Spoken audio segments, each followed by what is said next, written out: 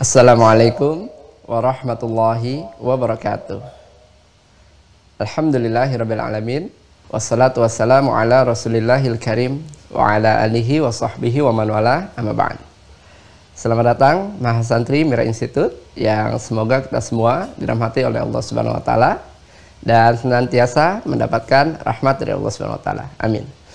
Mari kita awali pertemuan kita pada subuh kali ini dengan bersyukur kepada Allah Subhanahu wa taala yang masih memberikan kesempatan kepada kita semua untuk bisa kembali berjumpa pada hari ini, Kamis 9 Rajab 1443 Hijrah atau bertepatan dengan 10 Februari 2022. Salawat serta salam juga mari kita curahkan kepada junjungan kita, Nabi besar kita, Nabi Muhammad SAW, yang semoga kita semua termasuk ke dalam golongan umatnya yang mendapatkan syafaatnya di hari kiamat kelak. Amin.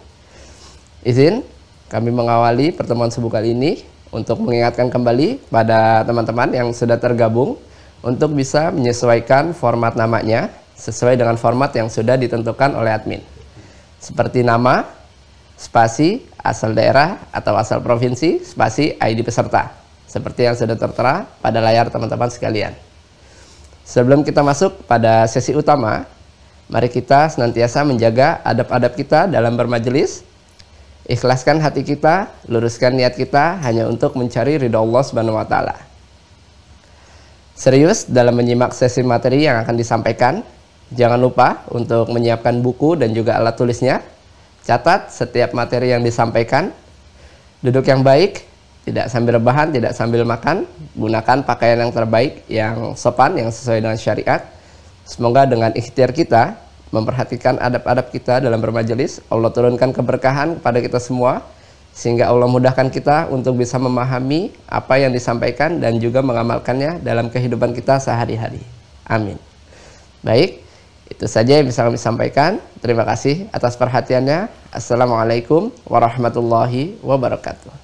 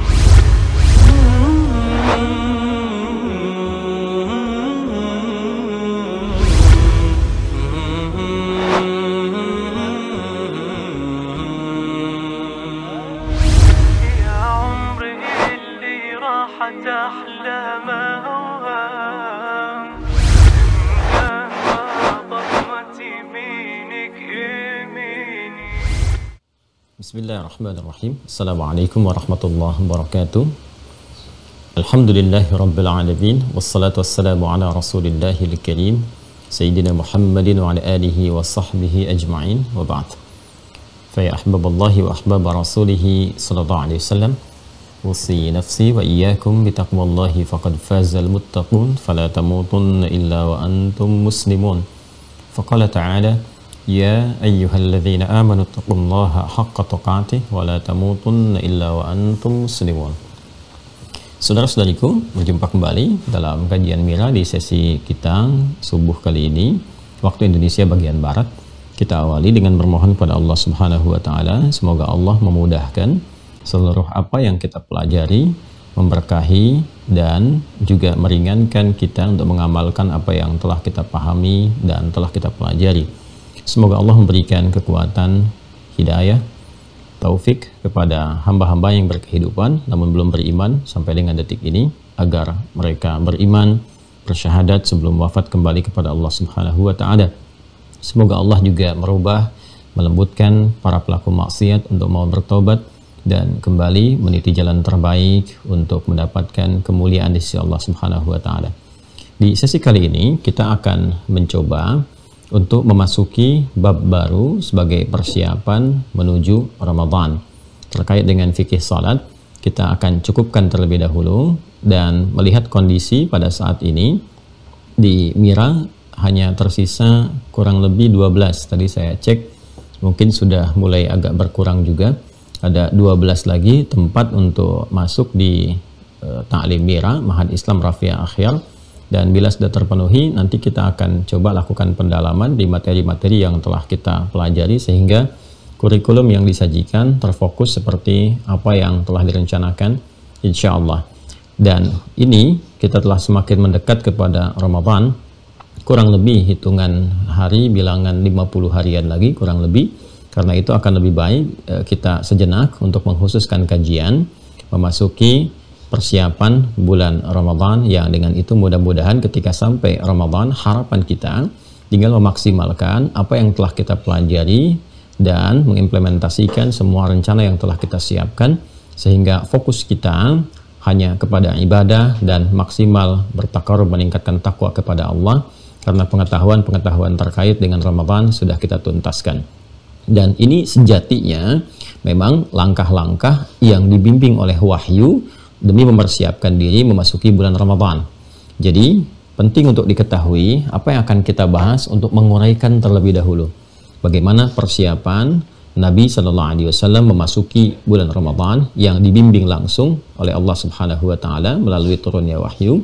Seperti apa kondisi di Al-Madinah Al-Munawwarah di awal masa hijrah saat ayat puasa itu diturunkan oleh Allah Subhanahu wa taala kepada Rasulullah sallallahu alaihi wasallam, dan bagaimana nanti kandungannya serta implementasi dari ayat dimaksud melalui penunaian ibadah puasa seperti diperintahkan oleh Allah, ditunjukkan oleh Nabi sallallahu alaihi wasallam, dan menjadi kurikulum kehidupan yang kita tunaikan sebagai bentuk ibadah kepada Allah Subhanahu wa taala.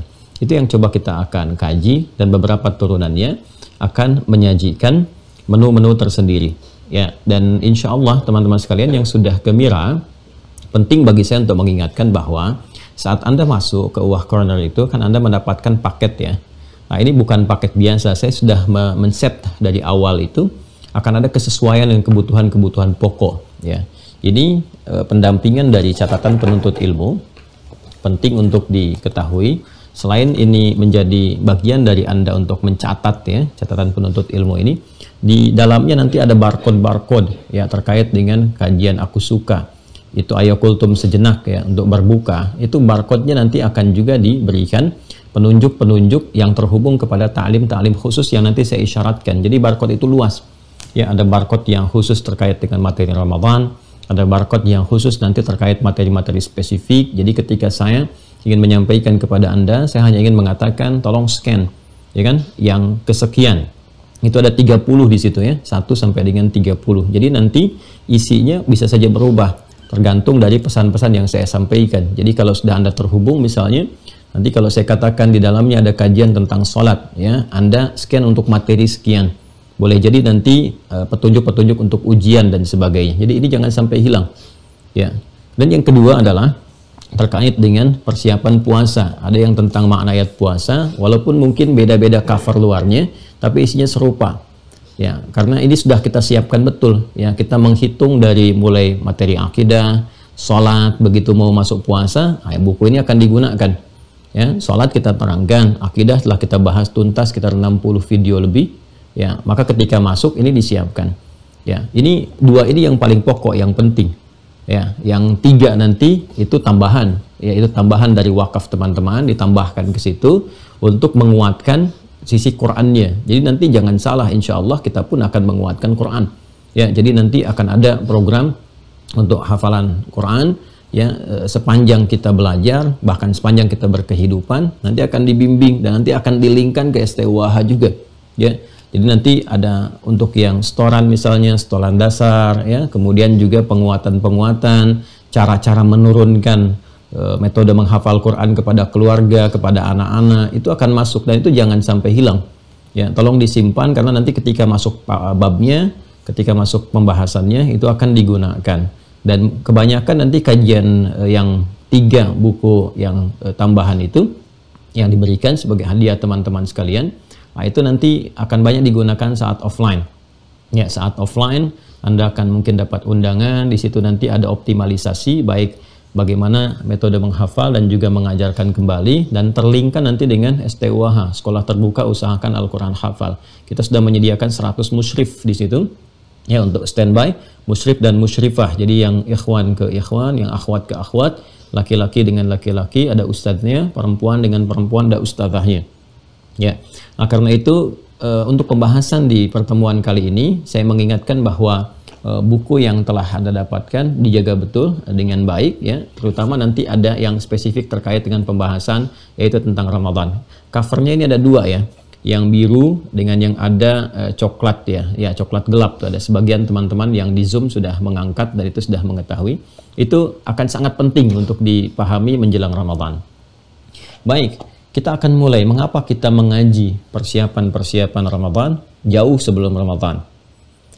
Saya ingin sampaikan dulu kepada teman-teman pembuka, pengantar terkait dengan fikih siam ini, fikih tentang puasa khususnya dengan Ramadan, pada 2 pembahasan utama di sesi mukaddimah kita kesempatan subuh kali ini. Baik, kita mulai. Bismillahirrahmanirrahim. Di awal masa Nabi Muhammad SAW berhijrah ke Yathrib atas perintah Allah Subhanahu wa taala, dan kelak Yathrib ini akan berganti nama menjadi Al-Madinah Al-Munawwarah. Saya sering singgung dan juga sampaikan berdasarkan informasi pengetahuan yang sampai kepada kita, dan ini terurut juga sanadnya menyebar di kitab-kitab, di buku-buku yang bisa kita lacak, bahwa Yathrib ini adalah nama yang dilekatkan pada satu tempat berjarak kurang lebih 400 km persegi kurang lebih dari Makkah Al-Mukarramah, yang sejatinya awalnya adalah nama anak di antara keturunan Nabi Nuh alaihissalam. Jadi tersambung ke Nabi Nuh alaihissalam, ada anak keturunannya namanya Yathrib. Biasanya kalau menempat di satu daerah, satu tempat, itu dahulu dikenal dengan nama orang yang menempatinya. Ya, ada Kan'an misalnya, ya, wilayah Palestina, Syam, itu Kan'an itu juga tersambung juga ya ke nama-nama, tapi bukan Kan'an yang ditenggelamkan. Jadi ada turunan lagi setelah itu diberi nama dengan nama yang dimaksudkan. Jadi ada setiap tempat ketika diberikan nama itu, namanya dilekatkan pada orang pertama yang mendiaminya. Karena yang mendiami pertama kali Yathrib, maka kemudian dikenal wilayahnya dengan Yathrib. Di situ secara singkat kemudian terhimpun banyak etnis ya, bahkan dari keyakinan-keyakinan yang umumnya semuanya adalah dari kalangan Arab, tapi dari suku-suku yang berbeda-beda dan keyakinannya juga cukup heterogen. Ditemukan di situ dari mulai yang Yahudi misalnya ada sudah berkehidupan di Madinah pada masa itu, kemudian juga dari 2 suku besar yang mereka asal mulanya keturunan dari wilayah Yaman, yaitu Aus dan Khazraj ya, sudah juga ada di sana berkehidupan. Juga penduduk-penduduk yang lainnya berkumpul di sana ya, mereka juga berinteraksi secara sosial, dan persoalan terbesarnya kemudian ini klasik sekali ya, ada kebiasaan-kebiasaan umat Yahudi yang terwariskan dari generasi-generasi sebelumnya yang selalu ingin dominan ya dalam sistem kehidupan masyarakat, baik di sisi pemerintahan apalagi ekonomi gitu ya, itu sangat sekali mereka fokus di dalamnya, kemudian dari politik dan yang lainnya. Nah, ketika Aus dan Khazraj ini juga punya keunggulan di bidang ekonomi dan rata-rata ahli dagang ya, praktek bisnisnya itu sangat kuat sekali. Jadi kalau kita melihat sejarah, orang-orang turunan Yaman ini juga menguasai di bidang bisnis yang cukup baik.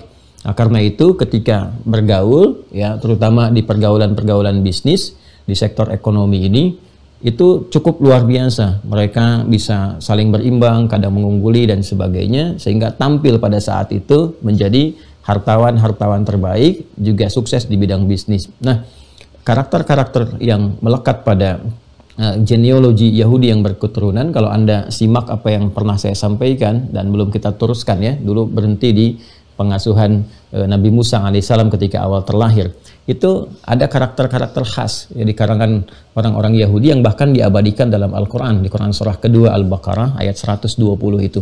Walan tarda ankal yahudu walan nasara hatta tattabi'a millatahum. Kan? Nah, itu untuk Yahudi pakai lan, ya, untuk Nasrani pakai la. Walan tarda ankal yahudu, dan sulit sekali, kan? Engkau tidak akan mendapati orang-orang Yahudi itu sulit sekali ridha, kan? Ridha itu dalam arti bisa menerima, kan? Bisa lapang. Dan ankal yahudu walan nasara, tidak juga orang Nasrani. Nah, yang ketika masuk kepada Nasrani itu menggunakan la, bukan lan. Jadi kalau lan itu padanannya dalam bahasa Inggris never, gitu kan, tidak akan pernah diterjemahkan di dalam terjemahan mushaf. Nah, kalau kita terjemahkannya agak cukup halus, yaitu sulit sekali, gitu kan.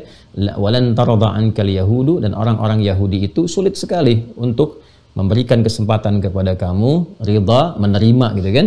Dan tidak juga orang Nasrani, ya, tapi orang Nasrani menggunakan la. Kalau la itu masih ada peluang, jadi lebih mudah berinteraksi dengan orang Nasrani dibandingkan dengan orang Yahudi. Dalam hal apa? Hatta tattabi'a millatahum, sampai engkau mengikuti, ya, sistem yang mereka tetapkan. Millah itu, teman-teman sekalian, itu seringkali ada yang menerjemahkan dengan agama, gitu ya. Padahal millah itu lebih kepada konsepsi kehidupan, sistem berkehidupan. Di dalamnya termasuk agama, termasuk bagaimana kemudian sistem di perekonomian, sistem di politik, gitu ya, dan sebagainya. Nah, ini selalu ingin dominan karakternya. Nah, itu nyata sampai dengan sekarang. Yahudi ingin selalu dominan di bidang ekonomi, di bidang politik, kan? Kalau perlu bagaimana memonopoli sesuatu dan sebagainya. Nah, itu di era-era kehidupan saat Nabi awal hijrah pun, ya, itu suasana itu nampak. Nah, secara saya tarik mundur dulu ke belakang ini untuk menggambarkan suasana sebelum sampai ke fikih pembahasan tentang ayat Ramadan, ya. Nah, ketika mereka menyaksikan bahwa Aus, Khazraj, ya, dua suku besar yang mereka juga datang dari Yaman mulanya, gitu kan, dan sudah lama berkehidupan di situ ratusan tahun, itu dapat unggul dan seterusnya, itu tidak menerima, harus mereka yang dominan. Maka di dalam perjalanan sirah, di kisah-kisah itu disampaikan kepada kita dalam perjalanan sejarah bahwa diprovokasilah supaya dua suku ini kemudian saling bertengkar, ya, sehingga dengan sibuk bertengkar ini jatuh kemudian kekuatan bisnis mereka dan pasar bisa dikuasai dan dimonopoli oleh kalangan Yahudi pada saat itu. Maka terjadilah pertentangan antara Aus dengan Khazraj dengan provokasi tertentu. Mungkin nanti di sirah akan dibahas dengan lebih detail, ya. Kemudian berselisih sampai perselisihan yang sangat tajam, luar biasa. Sampai pada tingkat kalau di sini pun ada yang kecelakaan meninggal, ya kan? Sebab tertentu sini harus ada yang meninggal juga. Ya, kalau di sini misalnya ada taruhlah perselisihan, salah satu meninggal, sini pun harus meninggal juga, demikian seterusnya. Itu berlangsung selama 600 tahun. Dan konflik yang diciptakan ini kemudian diambil keuntungan, ya, oleh pihak-pihak ini Yahudi untuk memonopoli pasar dan membuat sistem sesuka mereka.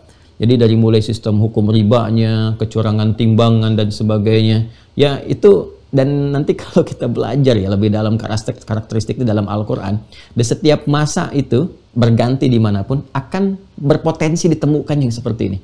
Ya, makanya Anda jangan heran kalau Anda temukan misalnya bahkan pada level yang lebih besar lagi, konflik di wilayah ini antar negara ini, itu kalau Anda mau gali lebih dalam kemana itu simpulnya, wah, kita akan sangat luar biasa terkejut bahwa semua itu tidak jauh dari apa yang disampaikan oleh Al-Quran. Ya, ujungnya akan ke situ juga. Ya, kenapa ini di Afrika ada konflik, di Timur Tengah ada konflik? Kalau Anda dapatkan semuanya itu, ujung-ujungnya itu nggak akan jauh dari peristiwa yang dulu pernah terjadi. Makanya kalau kita ngajinya lengkap, sirah dan sebagainya, itu akan memahami peta-peta global atau kita tarik dalam dunia sekitaran kita, itu akan sangat mengerti. Dan solusinya sudah ada. Kalau kita mau kembali untuk menggali, itu kan sangat elegan. Nabi mengatasi itu dengan cara yang elegan, tanpa pertumpahan darah, ada piagam Madinah, dan mengembalikan secara sadar. Jadi orang mengerti, ya, ayat-ayat itu membimbing akal untuk memahami, logisnya seperti ini, lalu membimbing hati, oh iya harusnya seperti ini, lalu semua berkesadaran. Ketika semua berkesadaran, tampillah kemudian adab, maka muncullah kemanusiaan yang beradab, lalu bersatu. Ketika bersatu itu dipersatukanlah kemudian Aus dengan Khazraj. Jadi ketika Nabi datang, nah ini situasinya masih seperti tadi. Makanya Nabi pernah berkomentar, itu seburuk-buruknya pasar yang ada pada saat itu, ya pasarnya di Yathrib. Ya, karena kecurangan ada, kemudian riba juga banyak, dimonopoli, dan sisi lain yang lainnya diperselisihkan. Maka secara kondisi antropologisnya dan sosiologisnya di masyarakat Yathrib pada saat itu, ada resesi ekonomi, jatuh ya karena kondisi pasarnya dimonopoli satu pihak dan memang sangat jauh tertinggal. Kemudian juga tata kelola kotanya juga cukup kurang bagus. Kemudian yang ketiga itu ya sisi sosialnya banyak pertentangan, itu keadaan yang dihadapi. Tapi luar biasanya karakter orang-orang Madinah, ya orang-orang Yathrib yang ada pada saat itu, karena mereka tinggalkan di wilayah yang cukup subur berbeda dengan Mekah, ya ada karena hikmah tertentu. Ini memberikan karakteristik, ya memberikan cara untuk berperilaku. Makanya ketika melihat orang-orang Yathrib itu beda dengan Madinah. Kalau di suasana beda dengan Mekah. Kalau di Mekah itu kan keadaannya gersang, ya kan, batu-batu, kemudian juga jarang tumbuh air, jarang tumbuh tanaman, ya sumber-sumber air sulit ditemukan, sehingga memberikan karakter yang agak keras, Di Madinah kita temukan lahan pertanian, ya ada lahan yang cukup subur, sehingga ini memberikan satu pengaruh untuk berperilaku. Ini sudah wajar, ya. Ada kan kajian juga khusus bagaimana lingkungan memberikan pengaruh terhadap karakter. Dan Nabi sudah berikan kepada kita petunjuknya. Ya kullu mauludin yuladu 'alal fitrah fa abawahu yuhawidanihi aw yunassiranihi aw yumajjisanihi, kan? Nah, setiap manusia terlahir berdasarkan fitrahnya, maka lingkungan yang berada di sekitaran dia, bisa bapaknya, bisa keluarga besarnya, bisa kampus, ya, bisa juga tempat dia bergaul, itu mempengaruhi bagaimana dia berperilaku, bahkan bisa keluar dari fitrah, ya menjauh dari Allah, bisa memeluk keyakinan-keyakinan yang lain. Maka jangan heran kalau ada orang misalnya tinggalnya dekat wilayah pantai, tapi suara yang muncul bisa lebih keras. Orang dekat dengan ke hutan, orang dekat dengan suasana di perkotaan, itu karakteristik bisa memberikan pengaruh. Madinah seperti itu. Ya, karena itu ini menariknya dengan karakter demikian, masih ada dalam berinteraksi itu masih ada kelembutan, sopan, beradab dan sebagainya. Dan sebagian di antara mereka sudah menemukan secercah harapan, menemukan cahaya. Karena ada yang sudah datang ke Mekah, dapat info, menggali lebih dalam dan berbaiat kepada Rasulullah SAW. Jadi di tengah suasana umumnya keadaan di Yathrib pada saat itu, ya keadaan ekonomi yang tadi saya katakan, ya cukup bahkan jauh di bawah resesi. Kemudian juga ada konflik sosial yang berkepanjangan, sudah 6 abad, 600 tahun, belum selesai. Tapi ada harapan di antara mereka, ada yang sudah pernah ke Mekah, berbaiat pada Rasulullah dan menyiapkan fondasi. Ya, pondasi disiapkan di wilayah Yathrib itu untuk menerima kedatangan Nabi SAW. Jadi ketika datang Nabi itu memang sudah viral di kalangan Madinah. Orang Yahudi pun sudah tahu. Ya, karena jauh sebelum itu mereka sudah mengetahui bahwa di tahun-tahun sebelumnya itu kan di usia Nabi 53 tahun. Ya, 53 tahun. Yang paling menariknya bahkan di usia Nabi sejak dini, waktu diajak pamannya itu Abu Talib untuk berdagang, ya kan? Mengikuti bagaimana beliau kemudian berdagang, itu kan usia yang sangat dini, ya luar biasa. Itu belum mencapai masa-masa baliknya Nabi Sallallahu Alaihi Wasallam. Nah, itu sudah berjumpa ya dengan rahib pendeta Buhaira itu yang memberikan kabar, ya dalam bahasa Latin George namanya. Saya pernah bahas di Klik Adi waktu itu sudah memberikan gambaran ya bahwa ini seorang nabi, ya kan? Ini kemudian akan menjadi rasul, sudah terlihat tanda-tanda semuanya dan tercatatkan di kitab mereka. Makanya hal yang disampaikan oleh Al-Quran jelas pertama kali ketika memberikan informasi di Al-Baqarah ayat 146 itu. Ya, alladzina atainahumul kitaba ya'rifunahu kama ya'rifuna abna'ahum. Ya, orang-orang yang diberikan kitab kepada mereka, ini yang dimaksudkan Yahudi dan Nasrani, itu sudah mengenal sekali ya tanda-tanda kenabian Nabi Muhammad SAW, bahkan seperti mereka mengenal anaknya. Jadi kalau Anda Bapak Ibu ya melihat anak-anak kan sudah mengetahui kan, oh ini anak saya, itu anak orang lain dan sebagainya. Itu persis mereka mengenali Nabi Muhammad itu dengan tanda-tandanya seperti mereka kenal anaknya. Jadi sudah tahu sebetulnya ya tentang Nabi Muhammad SAW itu. Jadi ketika Nabi datang pun ya orang-orang sudah menyambut dan sebagainya. Seperti kita tahulah kisahnya ya, viral dan seterusnya. Tapi Nabi dihadapkan pada kondisi yang tadi saya sampaikan. Dan dibimbinglah oleh wahyu, ya kan? Dengan izin Allah Subhanahu wa taala bagaimana mengatasi semua persoalan-persoalan tadi. Karena dasarnya sudah baik, tempatnya tadi sudah enak, karakteristiknya baik, maka persoalan tadi juga lebih mudah dan cepat diselesaikan dibandingkan kondisi-kondisi yang ada di Mekah. Hal pertama yang Nabi lakukan adalah bagaimana mempersaudarakan. Jadi selain nanti membangun pondasi berupa masjid, ya, yang ada senter keislaman di dalamnya itu dari Masjid di Kuba pertama kali, kemudian Masjid Nabawi, ya, dan mempersaudarakan ini Aus dengan Khazraj. Jadi konflik yang terhubung tadi ya berlanjut ya selama 600 tahun itu, 6 abad itu selesai dalam masa yang sangat singkat saja, dalam tempo yang sesingkat-singkatnya dibimbing oleh Allah tuntas selesai. Nah, ini Menarik sekali nih. Jadi Nabi mengatasi dulu ya persoalan sosialnya. Dia kan kalau perangkat di wilayahnya itu sudah baik, ya dari segi karakteristiknya, manusianya, tidak ada konflik, itu mudah menata. Ya, dan stabilitas itu bisa terjadi di surat Al-Quraisy itu, alladzi at'amahum min ju' wa amanahum min khauf. Jadi ada dua pokok. Alladzi at'amahum min ju', masyarakat itu kondisi negara, tempat keadaan bisa stabil. Pertama kalau ekonominya stabil. Rakyat nggak lapar, kata Al-Quran tuh kalau rakyatnya nggak lapar, masyarakatnya nggak lapar, stabil ekonominya, itu bisa mendukung stabilitas negara, ya, stabilitas satu kawasan tertentu. Kemudian wa amanahu min khauf, nggak ada konflik sosial, ya, bisa tertib, bisa stabil. Jadi secara sosial juga stabil, nggak ada konflik, politiknya mungkin juga kalau kita gali ke nuansa sekarang itu stabil, ekonominya stabil, itu lebih cepat mendorong kepada kemajuan, ya, kemakmuran dan seterusnya. Maka yang Nabi selesaikan pertama konflik sosial dulu, dibimbing oleh Allah Subhanahu wa taala. Dipersaudarakan Aus dengan Khazraj. Masya Allah. Jadi bagaimana Anda bisa merasakan? Jangankan dalam suasana yang besar ya, suasana kebangsaan, kemasyarakatan, di rumah tangga aja suami istri ada sedikit perbedaan pendapat, kemudian berselisih, lalu setelah itu berdamai, islah dalam bahasa Al-Quran, itu kan rasanya tenang luar biasa. Ya, bisa tertawa gembira, bisa kemudian bercengkrama kembali. Ya, kadang-kadang yang telah lalu itu jadi nostalgia gitu. Ya, ini 600 tahun, Anda bisa kebayang nggak? 600 tahun gitu, suasana itu kemudian cair semuanya. Dan mereka merasakan bagaimana kenikmatan bergaul dengan sosok Muhammad SAW. Ya, dapat karisma, dapat kebaikan dan sebagainya. Sehingga dia topangan yang sangat kuat. Maka selesai ya persoalan konflik sosial yang ada pada masa itu. Lalu Nabi membuat keseimbangan di bidang ekonomi. Ya, Nabi kemudian memberikan satu miniatur pasar yang pada saat yang bersamaan di-compare juga dengan pasarnya orang-orang Yahudi. Jadi Nabi tidak menghancurkan pasar orang Yahudi, ya, tapi mendorong masyarakat sekitar untuk menciptakan keseimbangan, dibuat kemudian pasar yang baru, ya, di pasar itu diberikan kewajaran-kewajaran, harga yang bisa dijangkau masyarakat, keadilan, kejujuran dan sebagainya. Sehingga dengan sendirinya apa yang terjadi? Ini kan nggak bisa kemudian menyoal, ya, karena memang ini persaingan kan di bidang bisnis dan persaingannya terbuka. Ya, tidak pernah menampilkan misalnya sesuatu yang buruk, ya, respon-respon yang kasar, tidak berniat menghancurkan, hanya menampilkan apa adanya sesuatu yang baik. Pada akhirnya apa? Lama-kelamaan pasarnya orang Yahudi pun itu ikut sistemnya pasar yang dibuat oleh Nabi.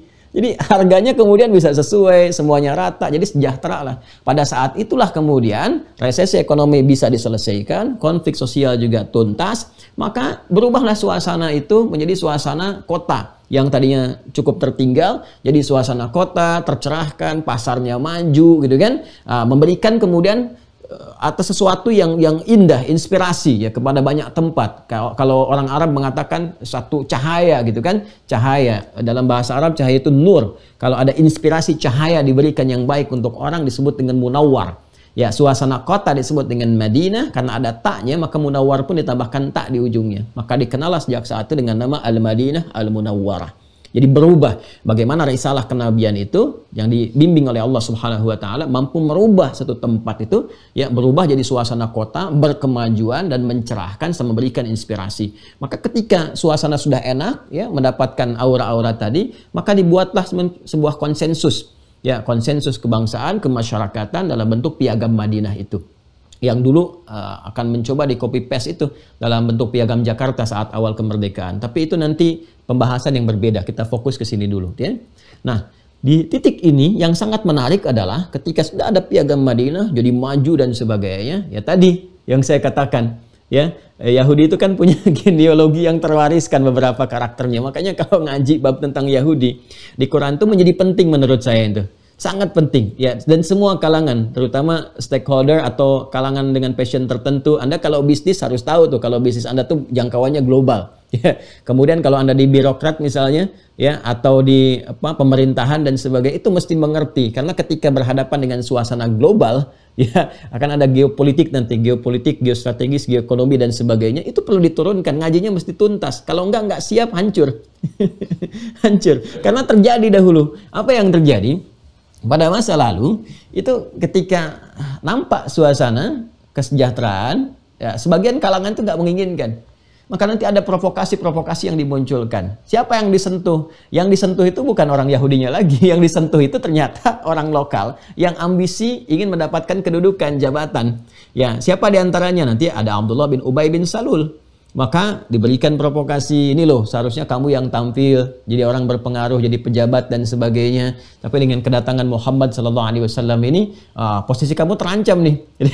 Karena posisi kamu terancam, kamu harus mencoba nih mengumpulkan kembali semangat kesukuan, semangat dibawa nasionalisme awal. Ini kan pendatang. Ini isu-isu itu dibangun. Ya, sehingga apa yang terjadi? Ya coba aja masuk Islam dulu supaya dapat pengaruh dan sebagainya. Maka masuk Islam, dan ini dasar-dasar nifak nanti yang muncul, yang terkontaminasi dengan penyakit nifak, yang benih-benih ini menjadikan munafik. Dan ini akan luar biasa, dan dahsyatnya sampai sekarang ada jejaknya, bisa dilacak gitu. Ya, bisa nanti tempat markas yang dibangun pertama kali dan dikamuflasekan jadi masjid disebut Dirar itu sampai sekarang ini tempat arang gitu. Ya, tempat jualan arang. Nah, itu ada nasab sejarahnya, bisa dilacak. Nah, sisi lain juga kepentingan tadi yang saya katakan, ya, dari secara spiritual juga, pendekatan spiritual, mereka menginginkan nabinya dari kalangan mereka sehingga tidak rela ada nabi dari kalangan selain dari golongan mereka yang tersambung nanti nasabnya ke Nabi Ishak. Mereka menginginkan dari jalur Nabi Ishak. Terus ya, seperti mereka dapatkan kejayaan saat masa-masa di Nabi Sulaiman misalnya, ya, dengan kuil Sulaimannya, ya, terus nyambung ke atas sampai dengan turunannya ke Nabi Isa, kan masih nabinya ke situ, ya, walaupun nanti ada terjadi perpecahan. Nah, yang paling menarik adalah teman-teman sekalian, jadi pertama secara spiritual mereka menghendaki nabinya dari kalangan mereka. Jadi ketika tampak dari nabinya dari keturunan Nabi Ismail alaihissalam, yang tadinya mereka nanti-nanti itu kan sudah minta itu. Wah, kalau ngelacak di Quran tuh komplit sekali. Mereka yang minta kepada Allah, itu kan yang di ayat 89 itu di Al-Baqarah itu, mereka yang minta kepada Allah, itu kan pengen diturunkan nabi, pengen dibimbing dan sebagainya, nabi akhir zamannya. Begitu diturunkan mereka sendiri yang mengingkari. Mereka yang berbalik gitu kan. Nanti dikuatkan di ayat 101 itu, ya, itu dikuatkan. Jadi begitu kemudian diberikan kepada mereka, dianugerahkan nabi yang terbaik, penutup zaman, nasabnya sempurna, lahirnya di tempat yang terbaik gitu kan. Perjalanannya terbaik, itu nggak menerima. Karena tidak menerima itu, nah maka muncullah kemudian reaksi dari situ yang negatif. Nah, ini persoalan juga, ya. Nah, kemudian yang kedua tadi dari sisi kematangan ekonomi yang sudah mereka tata itu, dari bisnis yang sudah mereka kelola, sudah menggurita dan seterusnya.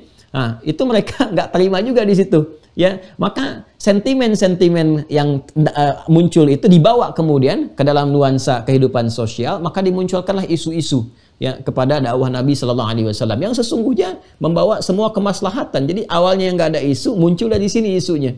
Ya, apa diantara isunya? Isu yang kiblat yang kemarin saya pernah sampaikan itu. Itu lihatlah katanya umatnya Muhammad SAW. Katanya risalah penutup, risalah yang terbaik. Padahal mereka tahu itu. Ya, tapi kiblatnya kok masih ngikutin kiblatnya kita katanya kan, ke kuil Sulaiman. Maka turunlah Al-Baqarah ayat 142 itu. Saya qulu sufahu minan nasi ma wallahum an qiblatihim allati kanu 'alaiha. Kan? Maka ketika mereka komen dan sebagainya tentang kiblat itu, turun dulu Al-Baqarah ayat 144 yang sekarang 144, qad nara laqalluba wajhika fis sama falanuwalliyannaka qiblatan tardaha. Maka direspon oleh Al-Qur'an ketika mereka menyoal, ya, selama 16 bulan kan sampai 17 bulan Nabi menghadapnya kan ke arah Masjidil Aqsa seperti yang pernah saya terangkan di pertemuan-pertemuan lalu. Lalu mereka komen dan seterusnya, turun ayat. Ya, dari turun ayat ini dipalingkan ke arah Masjidil Haram, itu pun masih disoal juga. Tuh yang nggak konsisten, kemarin katanya ke Masjidil Aqsa, sekarang ke Masjidil Haram. Itu yang ayat 142. Maka dijawab oleh Allah dengan 143-nya dan seterusnya. Ini sudah tuntas saya terangkan di pertemuan yang lalu. Nah, saat yang bersamaan juga di situasi Nabi awal hijrah, masuk hijrah ke Yathrib tadi, mengelola jadi suasana Al-Madinah Al-Munawwarah, Nabi sebetulnya dibimbing oleh wahyu untuk membangun suatu pendekatan yang baik, ya, kepada semua kalangan, semua suku termasuk Yahudi. Apa diantaranya? Nabi melihat kebiasaan-kebiasaan mereka apa yang bisa diadaptasi, yang sekiranya tidak bertentangan dengan syariat, yang dengan itu bisa melunakkan hati. Ya, seperti saya sampaikan, Anda misalnya dari Jawa bertugas ke Sumatera, ya, di Islam itu ada fikih untuk mempelajari lingkungannya dulu.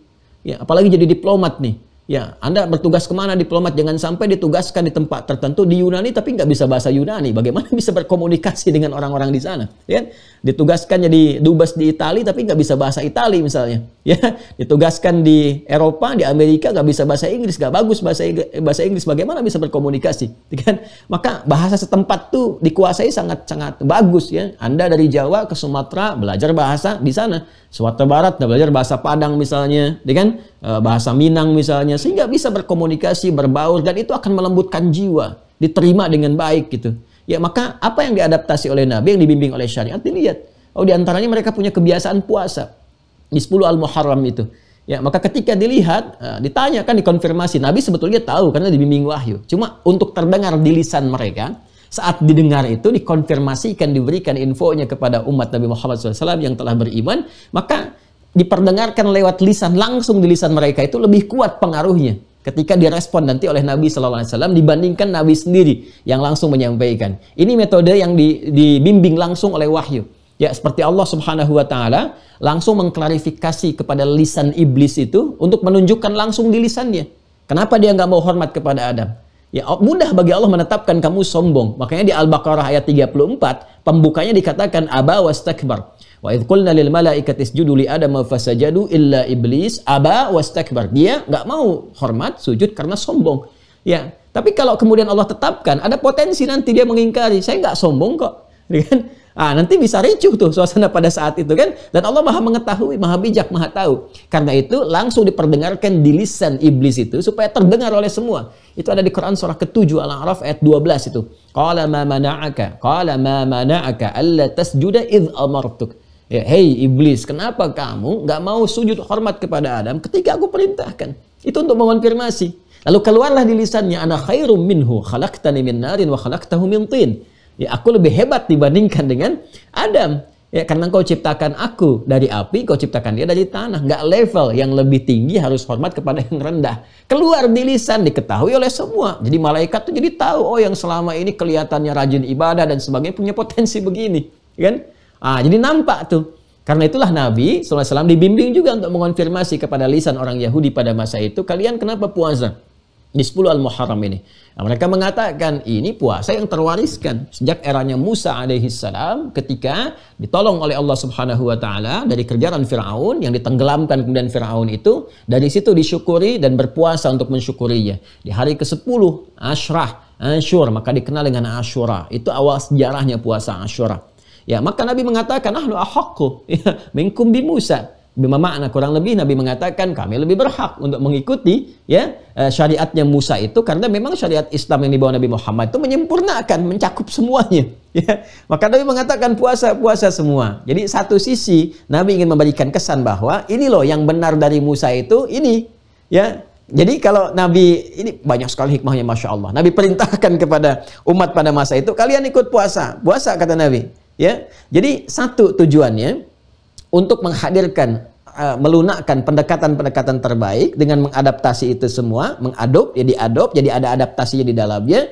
Ketika kemudian itu dipraktekkan dan nampak di lisan mereka sendiri, disampaikan, direspon, itu setidaknya memberikan sifat kelunakan ya pada jiwa-jiwa atau kalbu-kalbu orang Yahudi pada masa itu sehingga bisa menerima risalah Islam ya, dengan baik. Yang kedua, ingin memberikan kesan pendahuluan ya bahwa yang benar itu yang dipraktekkan, jangan disimpangkan ajaran Nabi Musa. Kamu udah tahu yang ini bisa ada puasa Ashura, ada yang benar. Kenapa sekarang kamu menyimpang dari praktek-praktek itu? Kamu dilarang kemudian berbuat curang, kamu curang. Dilarang berzina, kau zina. Kan? Dilarang membunuh, kok membunuh, gitu kan? Padahal syariat Musa ini kamu tahu yang benarnya seperti ini. Itu juga ada kesan pendahuluan di awal. Makanya nanti setelah itu ada ayat-ayat dialog nanti yang mengkhitab langsung ya ahlal kitab, ya ahlal kitab. Itu nanti ada Yahudi, ada Nasrani di dalamnya. Itu metodologi yang sangat indah sekali. Nah, singkatnya adalah di awal-awal masa hijrah itu, melihat itu Nabi perintahkan para sahabatnya, puasa. Bagi yang pengen puasa, puasa. Yang enggak apa-apa. Gitu ya. Itu awal-awalnya. Jadi banyaklah orang kemudian puasa Ashura, termasuk Nabi mempraktekkan sendiri. Ya, sampai sekarang kita kenal kan? Ya, puasa sunnah itu. Jadi semua puasa teman-teman sekalian. Puasa. Nah, yang menarik adalah awal-awal mereka senang juga tuh. Wah, pada puasa umat Islam. Lama-lama muncul lagi seperti yang tadi saya sampaikan. Ya, karakteristik itu. Wah, maka jadi isu. Umatnya Muhammad tuh lihat kemarin sholatnya ngikutin kiblat kita. Sekarang puasanya aja ngikutin kita juga katanya. Jangan-jangan ajarannya KW gitu kan. Nah itu ya gambaran-gambaran itu isu disebarkan tuh. Jadi hoax itu sudah lama diproduksi. Jadi ada produsen hoax di masa-masa Nabi itu sudah ada. Ditebarkan dan seterusnya. Sehingga ketika itu menyebar di masyarakat Islam kan biasa. Kalau awam kan pasti mengadu ke atas. Ini gimana ini solusinya? Apa benar risalah ikut-ikutan dan sebagainya? Nah, maka merespon itu semua, inilah hikmahnya. Allah menjawab sekaligus menerangkan. Bagaimana kebiasaan puasa itu dibangun di masa lalu. Umat-umat sebelum Musa ada yang puasa apa enggak. Kan? Umat setelah itu puasa apa enggak dan sebagainya. Diturunkanlah satu ayat ini mencakup jawaban dari semua keadaan pada saat itu. Jadi meruntuhkan klaim Yahudi juga sebagai masyarakat atau kaum atau umat yang sebetulnya punya jasa dalam mewariskan puasa. Dibantah nanti dengan satu ayat ini. Yang kedua, umat Islam, Nabi Muhammad SAW sebagai nabinya pada masa itu diberikan yang paling istimewa, melebihi apa yang didapatkan umat-umat sebelumnya, untuk memberikan kesan bahwa kalau Allah berkehendak, nih diberikan yang paling bagus, yang terbaik. Kalau kamu kemudian benar menunaikannya, dapat ini, dan sebagainya. Ya, jadi turun satu ayat spesifik sekaligus dengan turunnya ayat di waktu itu, di bulan itu, Allah langsung memberikan kesan kepada Nabi Muhammad untuk memberikan pembekalan sebelum sampai ke masa yang ditentukan itu. Kenapa? Karena ini momennya spesial, keistimewaannya banyak, sangat agung, sangat luar biasa, dan fitrah kehidupan itu mengatakan, memberikan isyarat bimbingan, setiap momen yang besar, yang istimewa, yang agung, tentu persiapannya juga dibutuhkan dengan tidak biasa. Ya, saya berikan kepada Anda momen besar di keluarga Anda anak mau nikahan, bukankah Anda siapkan jauh-jauh hari sebelumnya? Ada yang setahun sebelumnya, berbulan-bulan sebelumnya, kan? Anda mau pelantikan di jabatan tertentu, Anda siapkan sebelumnya itu. Ya, beli bajunya, macam-macamnya, tempatnya, dan karena spesial momennya.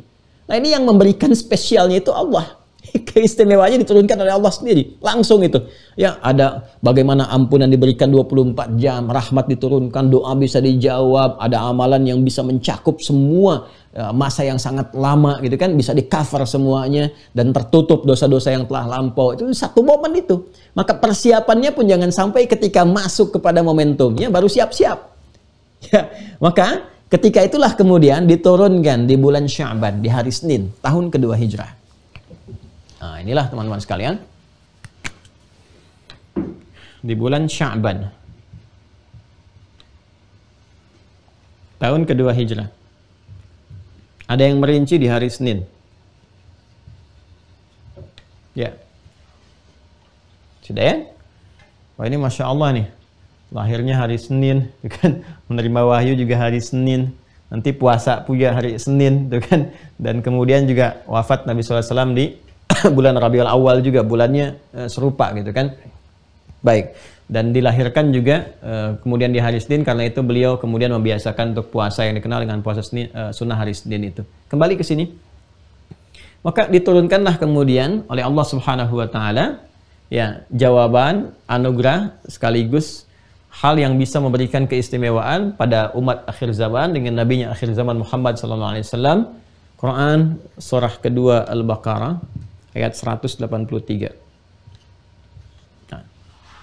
Ya ayyuhalladzina amanu kutiba alaikumus syiyam kama kutiba alal ladzina min qablikum la'allakum tattaqun. Nah, ini Quran surah kedua Al-Baqarah ayat 183. Itu turunnya di hari Senin di bulan Sya'ban di tahun kedua Hijrah. Ya, 2 tahun setelah Nabi berhijrah ke kota Yathrib yang telah berubah menjadi Al-Madinah Al-Munawwarah. Baik, pelan-pelan. Nah, dengan turunnya kemudian ayat ini, maka sejak detik itu ditetapkanlah kemudian satu ibadah yang menopang pondasi keislaman yang disebut dengan as-syam atau puasa itu. Ditetapkan bulannya Ramadan, ya. Nanti dijelaskan di ayat 185-nya disebutkannya Ramadan, Syahrul Ramadan. Di kewajiban ini yang 183 dirinci nanti di ayat 185 dengan menyebutkan nama Ramadannya. Ya. Ini turunnya sampai 184 nih, wa 'alal ladzina yutiqunahu ya. Ya, nanti penjelasan bulannya ada di ayat 185-nya. Ini. Dengan turunnya ayat ini, Quran surah kedua ayat 183, 184, maka saat yang bersamaan ya, Allah memberikan respon secara langsung. Yang respon ini menggugurkan ya klaim orang-orang Yahudi yang pada saat itu membanggakan ritual yang telah kemudian mereka lakukan yang diikutkan kepada syariat Musa alaihi salam sekaligus juga ya dengan klaim yang dimaksudkan mereka mencoba untuk mereduksi nilai-nilai Islam sekaligus mengolok-olok dan sebagainya. Direspon oleh Allah secara langsung yang menerangkan tentang bagaimana Musa diberikan risalah, bagaimana kekuatan dan keistimewaan puasa yang ditunaikan Musa dibandingkan dengan puasa yang sekarang, ya, yang sekaligus juga respon ini menggugurkan klaim orang-orang Yahudi. Nanti kita akan jelaskan detail turunan-turunannya, dan pada saat yang sama juga memberikan keutamaan melebihi keutamaan momentum puasa yang ditunaikan umat-umat sebelumnya. Jadi respon ini terhadap Yahudi banyak nanti hikmahnya. Ya, ada yang meluruskan, menyadarkan kembali tentang syariat Musa secara bersamaan. Begitulah Allah memberikan hikmah. Dari sebuah peristiwa terjadi begini turun hikmah. Karena itu kita diminta untuk beriman dulu. Kan iman kepada qada dan qadar itu materi simpul ke-6 itu sangat penting. Sangat penting. Ya, jadi kalau kita mendalami qada dan qadar, memahami takdir bagaimana bekerja itu, hidupnya itu akan lebih lapang. Ya, lebih nyaman untuk menata kehidupan. Karena ketika terjadi sesuatu, iman difungsikan. Nah, iman itu kalau kita yakin dulu, menerima dulu, hikmah akan datang membimbing. Oh, begini. Akal nanti dibimbing cara memahaminya. Oh, ini maksudnya, ini hikmahnya. Setelah itu kemudian tiba, solusi akan datang. Itulah hidup. Ya, jadi kalau kita mengerti tentang manajemen kehidupan, khususnya dari simpul yang ke-6, qada dan qadar itu akan mudah mengatasi problematika kehidupan yang kita hadapi. Ya. Nah, turun ini, apa kaitan dengan pembahasan kita? Ini turunnya ini di bulan Sya'ban. Seperti kita ketahui, Sya'ban itu kan urutannya ke-8. Ya. Di susunan bulan-bulan Hijriyah. Yang Hijriyah itu yang sekarang kita tetapkan, kan? Mengacu kepada proses awal hijrahnya Nabi Sallallahu Alaihi Wasallam. Insya Allah di sirah kita akan perdalam siapa yang mengusulkan ini, kenapa kemudian dipilihnya hijrah dan sebagainya, itu ada hikmahnya tersendiri, ada maknanya. Ya. Tapi kita kembali ke sini di bulan ke-8 dan penamaan bulan ini dari Al-Muharram sampai dengan Dzulhijjah bulan ke-12. Ya. Al-Muharram, kemudian Safar, Rabiul Awal, Rabiul Akhir, Jumadal Ula, Jumadal Akhirah, Rajab, Sya'ban, Ramadan, Syawal, Dzulqa'dah, Dzulhijjah. Itu sudah ada sejak zaman jahiliyah. Ya, sudah ada sejak zaman jahiliyah. Dan kemudian dilestarikan di masa Islam karena nggak bertentangan dengan syariat. Dan berkesesuaian nama-nama ini dengan hikmah syariat. Nanti saya jelaskan ya secara mendalam ketika masuk pada kata Ramadan. Kenapa nama Ramadan dipertahankan? Apa hubungannya dengan hikmah puasa? Itu semua ada korelasinya. Ya, ada korelasinya. Ini dari Al-Muharram sampai dengan Dzulhijjah. Ini Sya'ban ada di posisi yang ke-8. Sedangkan ayat ini ketika diturunkan menunjukkan kewajiban, perintah wajib untuk menunaikan ibadah siam, waktunya di Ramadan. Ramadan itu bulan yang ke-9. Ramadan, ya, itu bulan ke-9. Turunnya di bulan 8. Coba lihat. Kalau sholat kan seketika diturunkan ayat, seketika dilakukan kan? Coba masih ingat nggak tentang pindah kiblat itu? Ya, arah kiblat dari arah Masjidil Aqsa, Al-Masjidil Aqsa yang di Palestina, kan? Kemudian turun Al-Baqarah ayat 144, Quran surah 2 ayat 144, kan? Nabi SAW sedang menunaikan sholat di salah satu tempat, turun ayat ini seketika dirubah, yang menghadap ke sini pindah, berubah 180 derajat menghadap ke Al-Masjidil Haram. Al-Masjidil Haram. Di ayat yang turun, prakteknya dilakukan seketika. Ya. Tapi puasa unik. Puasa itu turunnya di bulan Sya'ban, tapi ayatnya langsung memerintahkan pelaksanaannya bulan Ramadan. Diturunkan sebulan sebelum perintah itu ditunaikan. Berdasarkan surat dan ayat yang langsung Allah perintahkan dan memberikan isyaratnya. Apa hikmahnya kemudian? Allah turunkan perintahnya kurang lebih sebulan sebelum pelaksanaannya. Nah, ulama merinci ini semua dan memberikan kesan kepada kita. Kenapa perintah ini diturunkan sebulan sebelum pelaksanaannya? Satu, agar memudahkan umat ya pada saat itu melakukan persiapan dan adaptasi sebelum menunaikan ibadah siam Ramadan ini. Agar ada persiapan. Ya. Karena fitrah yang seperti saya sampaikan, sesuatu yang sangat istimewa itu butuh persiapan. Ya, butuh masa untuk menyiapkan diri sehingga bisa tampil maksimal. ketika momennya tiba. Kan bisa paripurna kita dapatkan keistimewaannya ketika momentumnya itu hadir. Nah, karena itulah kemudian Allah Subhanahu wa taala menghadirkan perintahnya sebulan sebelum pelaksanaan ini supaya ada jeda, ada persiapan, ada adaptasi yang bisa dilakukan sebelum momennya tiba. Ini bagian pertama, ya, dan nanti akan jadi hikmah. Jadi hikmah karena nggak semua dari umat Nabi ini sudah terbiasa untuk menunaikan puasa selama sebulan. Ya. Sebelumnya kan sudah ada ya pembiasaan puasa. Yang tadi hikmahnya tuh dari Asyura itu, ya kan? Nah, ada kan sehari, setahun dibiasakan puasa dulu, terus Senin, Kamis, kan belum ada yang sebulan penuh itu.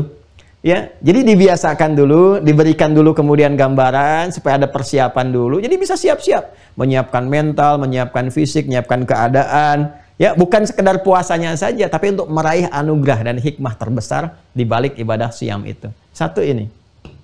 Ya. Kemudian yang kedua, juga untuk melihat, ya, untuk kita saat ini melihat bagaimana Nabi Shallallahu Alaihi Wasallam dibimbing oleh Allah pada saat itu langsung untuk memberikan pedoman kepada umatnya pada saat itu bagaimana menyiapkan Ramadan ini. Jadi selama sebulan ya sebelum Ramadan datang, itu Nabi memberikan bimbingan, memberikan contoh penyiapan-penyiapan, dengan sehingga dengan contoh yang Nabi sampaikan ini, dengan bimbingan-bimbingan, menerangkan keutamaan, kemudian Nabi praktekkan juga puasa di bulan Sya'ban ini untuk membiasakan sebelum sampai Ramadan. Nabi banyak, nanti ada hadis-hadis. Kita kalau sudah masuk nanti ke isinya, kita akan terangkan, tunjukkan dengan referensinya. Kitabnya mana, hadisnya apa. Ya kalau Anda lihat hadis Sayyidah Aisyah radhiyallahu taala anha ketika beliau menyampaikan, aku nggak pernah dapati Nabi sallallahu alaihi wasallam banyak berpuasa sunnah itu. Ya, bukan yang Ramadan kata beliau, banyak puasa di bulan Ramadan, banyak puasa di luar bulan Ramadan. Kalau Ramadan sempurna 30 hari karena wajib, di luar itu aku tidak melihat Nabi banyak menunaikan puasa kecuali yang aku lihat saat Sya'ban itu. Ya. Hikmahnya apa? Ternyata Nabi menyontohkan untuk melatih sebelum Ramadan supaya fisik terbiasa puasa dulu, memperbanyak. Ya. Jadi yang belum biasa dibiasakan dulu. Memperbanyak itu kan bisa relatif sesuai dengan keadaan kitanya. Ya, jadi hikmahnya apa? Sebelum puasa itu coba latihan dulu sebelum Ramadan tiba. Ya, bagi orang yang belum pernah puasa, puasa sehari itu udah banyak. Ya kan sebulan masanya tuh kurang lebih kan. Jadi bisa kita mulai dari yang nggak pernah puasa sehari dulu nih selama sepekan, Senin aja dulu. Nanti pekan kedua Senin dengan Kamis, ya kan? Coba tambahkan. Pekan ketiganya memperbanyak, silahkan 3 hari, 4 hari. Pekan keempatnya misalnya bisa 5 hari. Begitu masuk ke Ramadan sudah biasa fisiknya. Gitu ya, sudah bisa menerima. Itu pendekatan yang dari fisiknya sudah nyaman, sudah enak, sudah baik dan sebagainya. Ya, makanya nanti semakin meluas, ya semakin menjangkau Islam, wilayah yang lebih luas lagi, kan karakteristiknya beda-beda. Bahkan jangankan puasa, ya ada yang untuk sholat belum terbiasa, dengan ada yang untuk baca Quran belum terbiasa. Maka masanya diberikan lebih panjang lagi. Makanya nanti ada latihan di bulan-bulan Hurum. Ya, di antara bulan Hurum itu nanti ada Rajab. Nanti ada Al-Muharram, sebelumnya Dzulqa'dah bulan 11, Dzulhijjah bulan 12, Al-Muharram bulan pertama. Kata Ibnu Abbas radhiyallahu taala anhuma mengutip keterangan Nabi sallallahu alaihi wasallam, thalatha mutawaliyat. Ada 3 yang berurutan bulan Hurum itu, 3 berurutan. Dzulqa'dah bulan 11, Dzulhijjah bulan 12, Al-Muharram bulan pertama. Kemudian Rajab Mudhar bulan Rajab. Di Rajab itu ada puasa, sunnahnya, sunnah bulan Hurum. Tapi karena momentumnya dekat dengan Ramadan, ini pun sebagai bagian dari persiapan. Jadi yang belum terbiasa sama sekali, jauh terbentang. Dari Rajab sudah mulai latihan, sekarang bulan Rajab kan? Ya, makanya disunnahkan kita puasa di bulan Rajab ini, ya sunnahnya mengikuti aspek Hurumnya. Itu yang pertama, bulan Hurum. Bulan Hurum itu kan bebas kita untuk memperbanyak. Sama seperti Al-Muharram, sama seperti Dzulhijjah, selain hari rayanya. Sama seperti Dzulqa'dah. Tapi Rajab punya keutamaan yang kedua, sebagai persiapan menuju Ramadan. Itu maksudnya. Nanti puncak persiapannya di Sya'ban, diperbanyak lagi. Sehingga ketika Ramadan sudah lebih siap, lebih baik, sudah lapang. Ya, keadaan lapang menerima sesuatu, ya seperti saya analogikan begini nih. Ada tamu tuh mau datang. Tamunya penting tuh. Ya, tamunya penting, kemudian bawa sesuatu yang akan bermanfaat untuk kita. Anak kan siapin dulu kan? Ya, rumah ditata, diperbaiki, dibagusin, disiap-siapin makanan, tata keadaan kita supaya tamunya enak, nyaman. Bagaimana dia datang ke rumah seperti rumah sendiri, itu kan? Ya, walaupun nggak boleh ngepel, nggak boleh nyapu. Seperti rumah sendiri. Jadi, nikmati aja gitu kan? Nah, makanya orang Arab tuh mengatakan begini, ketika tamunya datang, marhaba, ahlan wasahlan. Nah, itu jangan dikira kalimat biasa itu. Ahlan wasahlan. Nih. Ya. Ini asalnya nazaltum ahlan wa halaltum sahlan. Ini bisa dibalik juga, bisa, boleh. Bisa halaltum sahlan, nazaltum ahlan, boleh, ya. Bisa dibalik juga, halaltum ahlan, nazaltum sahlan. Ini asalnya. Nazaltum ahlan. Anda telah tiba di sini, silahkan jadi bagian dari keluarga. Nazaltum ahlan.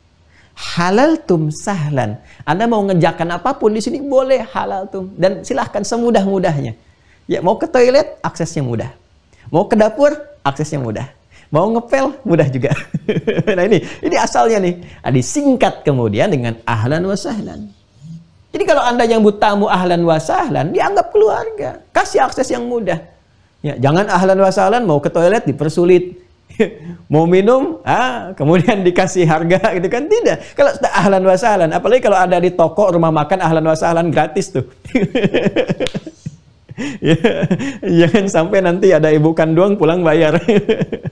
Ya, jadi kalau Anda pasang di restoran, di toko ahlan wa sahlan itu gratis tuh. Karena nazaltum ahlan, ke situ tuh jadi saudara, keluarga, dan aksesnya mudah semua. Ini gambaran ya. Lalu setelah itu mengatakan apa? Marhaban. Marhaban, ya, masya, marhaban, marhaban. Nah, kalau marhaban umum sifatnya. Marhaban. Ya. Marhaban itu dari kata rahaba asalnya. Ya. Rahaba itu keadaan asalnya, keadaan hati yang lapang. Yang lapang, yang luas, sehingga dapat menerima apapun keadaannya. Ya, jadi saya sering katakan kalau cawan hati kita itu luas, besar. Ya, masalah yang besar pun jadi kecil dan hanyut. Ya, sudah hilang gitu, meresap. Anda taburkan garam ke danau yang luas, yang airnya tawar, segar itu Anda tebarkan segenggam pun, ya itu sudah. Ya, sudah hanyut begitu saja dan tidak ada banyak pengaruh. Tidak ada pengaruhnya gitu ya. Tapi kalau cawannya kecil, ya gelas yang kecil diberikan segenggam garam tadi ya asin gitu. Ya. Nah, ini kalau orang Arab ingin mengatakan pada seseorang, ya silahkan jadi bagian dari keluarga, silahkan kemudian aksesnya mudah untuk mengerjakan apapun. Ini mohon ya, terima dengan kelapangan, dengan hati yang luas. Kami pun menerima Anda dengan kelapangan semuanya. Kalau ada kurang-kurang, mohon maaf ya. Di keadaan yang melapangkan semua hati, sehingga mudah menerima apapun respon dari tamu itu. Ya, kata mengatakan, Anda bagian dari keluarga, akses semudah-mudahnya, Anda ingin bersikap apapun, kami sudah melapangkan. Karena lapang ini mudah menerima apapun. Respon tamu begini, mudah diterima. Respon tamu begitu, mudah untuk diterima. Ini marhaban. Ya, karena itu orang Arab mengatakan, bisodrin rahib. Dengan hati yang sangat lapang. Sadrin rahib. Hati yang lapang. Kalau kita ingin berusaha melapangkan hati, sehingga apapun yang datang, itu bisa kita terima. Mau diperintahkan, kita terima. Mau dilarang, kita terima. Ya kan? Mau diarahkan, kita terima. Pokoknya sami'na wa ata'na. Apapun yang diperintahkan, dikerjakan. Suasana untuk meluaskan hati, melapangkan sepenuhnya, sehingga mudah menerima apapun yang diarahkan kepada kita selaku objek, itu dirubah kalimat rahaba dalam bentuk tasydid pada huruf keduanya ini. Pada ha. Di rahaba yurahibu. Rahaba yurahibu. Yurahibu. Ya. Sedikit belajar ya dari apa yang guru-guru kita pernah ajarkan. Tasydid ini itu di ilmu saraf nanti ada salah satu fungsinya untuk menunjukkan sebuah proses tadrij namanya. Ya. Proses yang berlangsung secara bertahap. Sedikit-sedikit. Sehingga dengan proses yang berlangsung sedikit-sedikit ini jadi merata, jadi baik dan sempurna. Ya. Al-Quran diturunkan secara berproses supaya diterima dengan enak. Ya, tidak menjadi beban yang berat. Ya, lapang, enak, nyaman. Setelah kemudian terbiasa, mudah menerima yang banyak dan sempurna keseluruhannya. Hujan itu datang dengan bertahap, nggak langsung meratakan semua. Setelah bertahap, rata, kelihatan bersih. Karena itu turunnya hujan, aturan cuaca di Quran menggunakan tasydid juga. Di Quran surah 31 di ayat 34. Innallaha 'indahu 'ilmus sa'ah wa yunazzilul ghaits. Pakai tasydid wa yunazzilu. Ya. Nah, ini kalau sekarang kita turunkan makna ini, rahaba yurahibu pakai tasydid, artinya apa? Usaha yang serius, tasydid menunjukkan juga keseriusan, kesungguhan. Makanya dibacanya double, 2 kali lipat, menunjukkan motivasi yang lebih. Suatu 2 kali lipat. Jadi kalau ada tasydid, ini hurufnya ada 2 disatukan. Tapi nanti makna lughahnya, ya, falsafah bahasanya, filosofinya atau hikmahnya memberikan kesan motivasi yang kuat. Jadi menambah semangat, menambah motivasi, menunjukkan keseriusan, kesungguhan, dan berlangsung secara bertahap. Itu tasydid tuh. Ya, kita agak dalam sedikit ya ngajinya. Ya, rahaba yurahibu. Usaha yang sungguh-sungguh, yang serius, dengan motivasi yang lebih, untuk belajar secara bertahap melapangkan hati. Sehingga dengan keadaan lapang ini, apapun yang diperintahkan, diberikan, dia dilarang bahkan kepada kita, udah siap menerima apa saja, apapun itu. Nah, keadaan itu semua, sifatnya, keadaannya kalau terkumpul itu semua, maka dirubah nanti bentuk kata kerja ini, akar katanya, dengan past tense, kan rahaba yurahibu ini presentnya, kan? Dibentuk ke dalam bentuk yang menunjukkan keadaan, sifat yang sudah siap dengan keadaan itu dalam bentuk masdar nanti. Rubah ke kata benda, jadi tarhib. Rahaba yurahibu tarhiban. Tarhib. Karena ini disiapkan menuju Ramadan, ya, kita berusaha melapangkan hati, melapangkan keadaan jiwa kita, menyiapkan diri kita dengan sungguh-sungguh, serius. Walaupun tidak mudah, berproses, kan? Menghadirkan motivasi berkali lipat, kemudian bertahap kita belajar, seperti dibimbing Rasulullah, pelan-pelan. Guna apa? Menyiapkan ketika tiba momennya, siap apapun yang perintahkan. Malam bangun sholatnya, siap ya Allah. Subuh sampai maghrib jangan makan, jangan minum ya, siap ya Allah. Tahan nafsu ya, siap ya Allah. Baca Quran tingkatkan, siap ya Allah. Jangan lakukan ini, sami'na wa ata'na. Kita belajar, guna persiapan ke Ramadan. Kalau kita gabungkan persiapan ke Ramadan, maka jadilah kemudian gabungan kata dikenal dengan tarhib Ramadan. Ini asal mulanya ada kalimat tarhib Ramadan.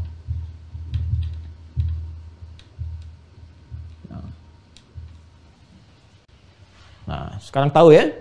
Ya kan? Selama ini kita dengar tarhib, tarhib, tarhib, ya kan?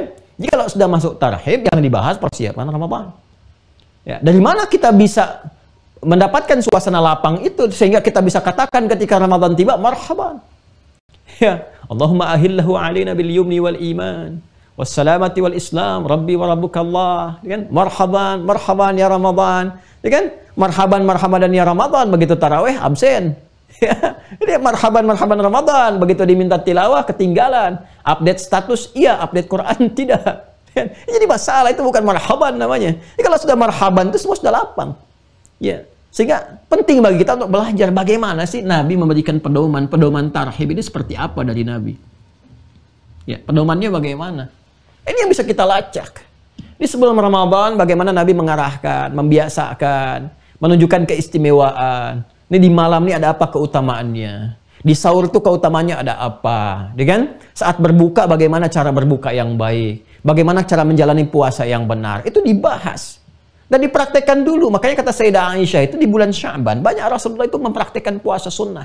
Untuk memberikan kesan kepada umat. Adaptasi dulu. Jangan sampai semangat-semangat. Ya, tiba Ramadan. Waktunya sahur. Ngelihat berapa menit lagi buka. Sebenarnya berjalan tuh ngelihat perjalanan jam aja. Ya, baru sahur dan nanya buka. Jam berapa nanti maghrib? Itu baru sahur. Anda bisa kebayang nggak? Harusnya orang-orang yang sudah marhaban tuh sudah menikmati amalan. Sudah siap tuh. Apa yang dia siapkan agenda untuk Ramadan ini? Dia siapkan. Nah, ini yang penting kita keluarkan. Apa yang ditunjukkan oleh Nabi di masa-masa ini? Bagaimana menguatkan kepada umat sehingga menghasilkan kualitas umat yang luar biasa. Dan momentum-momentum besar itu terjadinya dalam pelatihan Ramadan. Karena semua terlatih. Jasmani terlatih secara fisikali, kan? Akal terlatih, tajam itu. Jadi orang puasa itu ternyata akalnya tajam, makin lebih pintar. Puasa membuat lebih pintar. Ya. Kemudian fisik itu lebih semangat dan roh itu lebih kuat karena kan fungsinya roh dari dalam. Kalau rohnya bagus, semua bagus. Ya, karakter moralnya itu bagus, itu didorong akalnya kuat. literasi banyak, karakter kinerganya itu lebih kuat lagi. Makanya momen besar itu banyak terjadi saat Ramadan. Coba lihat perang Badar itu kapan terjadi? Saat Ramadan. Ya, Fathu Mekah. Ya, banyak turunannya. Jangan salah loh, ini Masya Allah ini Indonesia tuh anugerah luar biasa. Jadi saya tuh sering kali kalau membahas tentang taklim, ajaran Islam, itu selalu memberikan sisipan atau penguatan pada nilai-nilai kebangsaan. Karena banyak momentum besar itu diraihnya ya berdasarkan ada momentum-momentum besar di Islam. Ya, hari-hari besar Islam, hari-hari mulia. Ini kan kemerdekaan itu diproklamasikan hari apa? Jumat kan. Jangan salah, itu bulan Ramadan. Ramadan. Jadi banyak hal. Ya, kalau kita mau jujur sih mengambil momen-momen besar, ya misalnya hari libur ini umat Islam Indonesia tuh khatam betul toleransi itu. Ya, momen apa yang kurang bagi kita? Di luar negeri itu kalau kemanapun kita berada, rata-rata itu hari liburnya adalah hari-hari yang digunakan mereka untuk beribadah. Ya, kalau dalam bahasa kita bersyukur pada Tuhannya gitu kan. Ya, di Arab liburnya Jumat karena ibadah mayoritas umatnya hari Jumat. Ya, Jumatan. Ya, kemudian di Eropa, di Amerika, di Eropa umumnya hari apa? Hari Minggu. Ya, karena dasarnya Minggu itu untuk ibadah bagi mayoritas umatnya. Di kita, Masya Allah, umat Islam itu toleran sekali. Ya, walaupun kita menyadari kemerdekaan itu harinya hari Jumat, mayoritasnya umatnya Islam ibadahnya hari Jumat, tapi tetap liburnya dikasihnya hari Ahad, Minggu. Ya, jadi saya sering katakan jangan ajarkan umat Islam Indonesia tentang toleransi, sudah khatam gitu. Kecuali khatam ini dirusak supaya khatam tidak berkualitas. Ini yang jadi persoalan yang kita perbaiki. Tapi kita memperbaiki dengan cara yang baik, ya, dengan cara yang elegan, tidak menampilkan sesuatu yang buruk dan sebagainya. Sehingga kelihatan moralitas kita itu terlihat bagaimana akhlak umat Islam itu menampilkan dengan kepribadian yang baik. Ini saya ingin memberikan kesan bagaimana Allah Subhanahu wa taala memberikan anugerah kepada kita. Ya, balik ke sini ya. Balik ke sini. Jadi inilah tarhib. Ini hikmahnya. Kenapa diturunkan di awal tuh di bulan Sya'ban?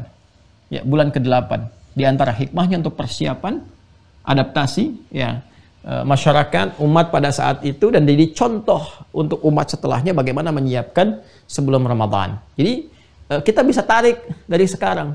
Ya, karakternya bagaimana di karakter keluarga dulu, jangan jauh-jauh di keluarga.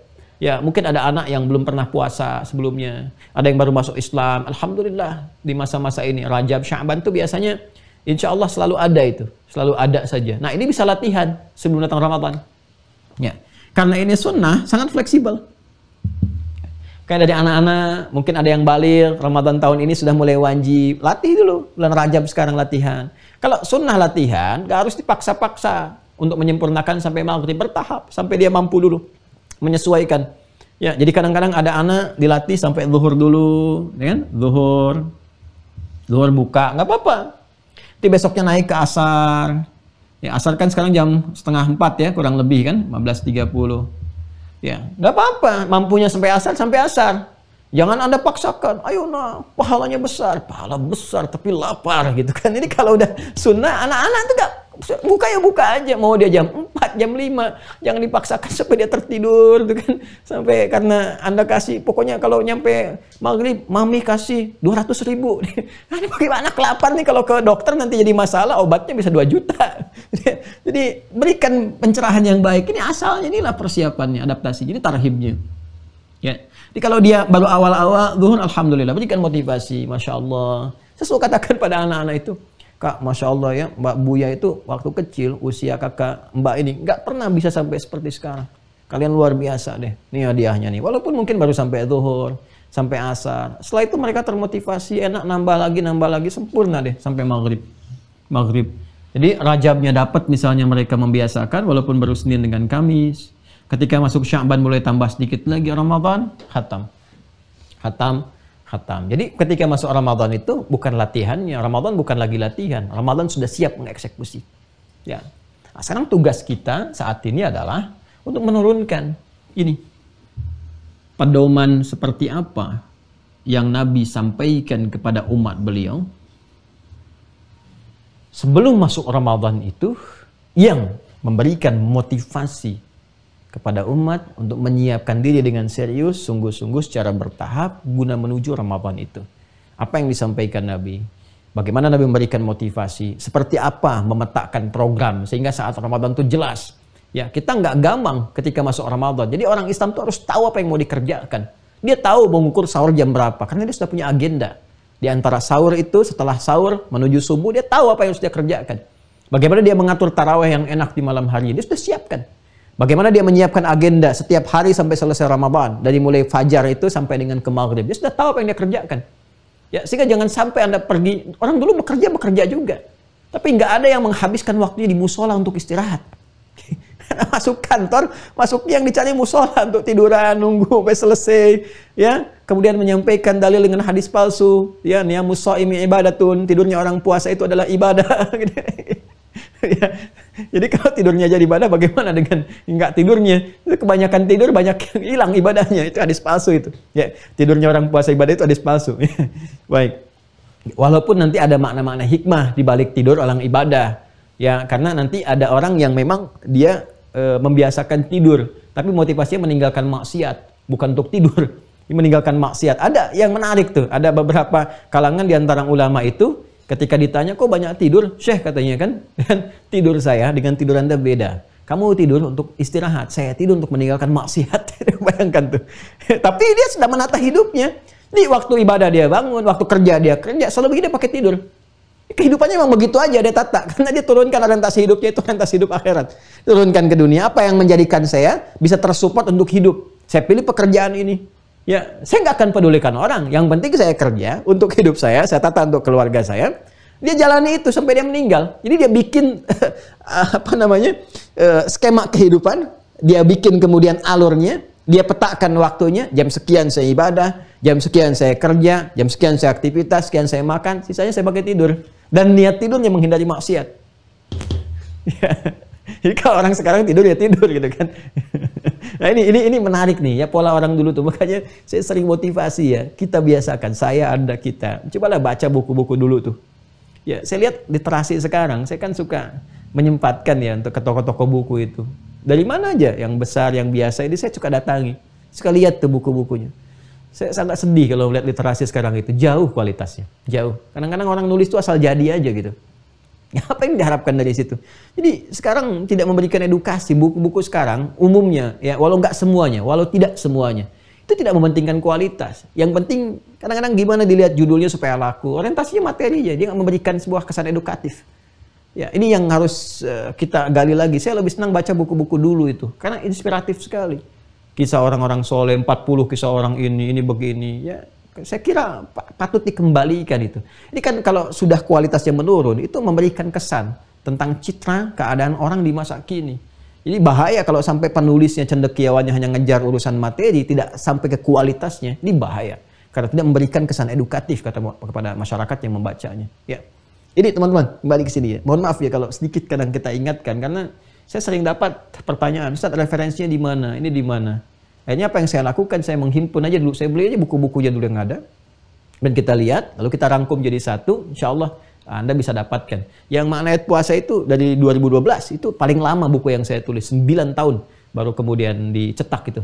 Ya, luar biasa, perjalanannya cukup panjang, itu kurang lebih 7 tahun lah, 7 tahun sampai 9 tahun ada kematangan. Mau dicetak, dapat ini lagi dan sebagainya. Itu sesuatu yang sangat menarik, makanya dalam nanti kita akan lihat. Kita akan kaji ya secara mendalam. Nah ini teman-teman yang akan kita turunkan. Ya, dari mulai pedomannya seperti apa yang Nabi kerjakan, persiapannya bagaimana, dan alhamdulillah kita bahkan belum masuk Sya'ban, kita masih di Rajab saat ini. Di Rajab. Ya, Rajab itu kan ta'zim. Ya, ta'zim seakar dengan tarjib, Rajabun Mudhar. Bulannya disebut Rajab, maknanya disebut tarjib. Tarjib. Bimakna ta'zim, bimakna at-ta'zim. Ya. Suatu yang agung, yang besar. Yang diagungkan oleh kaum Mudhar pada saat itu untuk menjaga keagungannya. Tuh, maka di tarjib ini kita melakukan tarhib sejak jauh-jauh hari. Karena kematangan diri kita beda dengan umat-umat yang dulu. Ya, masa Nabi itu, bulan Sya'ban itu turun, butuh sebulan karena jiwanya sudah sami'na wa ata'na. Ya, sudah hatam, akidahnya sudah kuat, diperintahkan apa aja sudah siap, tinggal adaptasi saja. Umat sekarang kan sami'na wa nanyaina. Kami dengar, kami tanya, gitu kan. Sami'na wa sa'alna, ya. Kami dengar, kami masih konfirmasi dulu. Ini persoalannya, makanya perlu waktu yang lebih. Akan lebih baik di Rajab ini sempurnakan dulu. kuatkan dulu hatinya, cawannya diperluas dulu, dilebarkan dulu, lalu belajar pelan-pelan, ikuti pedomannya. Ramadan kita sudah siap. Kalau orang-orang dulu itu Ramadan sudah meminimalkan ya pengajian itu, karena semua udah ngaji sendiri, ilmunya sudah ada. Ya, ustadz-ustadz tuh libur. Sebetulnya Ramadan tuh pada libur, ulama libur, nggak ada yang ngisi taklim, pada libur semua. Nah, sekarang ulama rame gitu kan. waktu Ramadan malah rame, ya. Ada yang kultum, ada yang ini, nggak ada yang salah, nggak ada masalah gitu.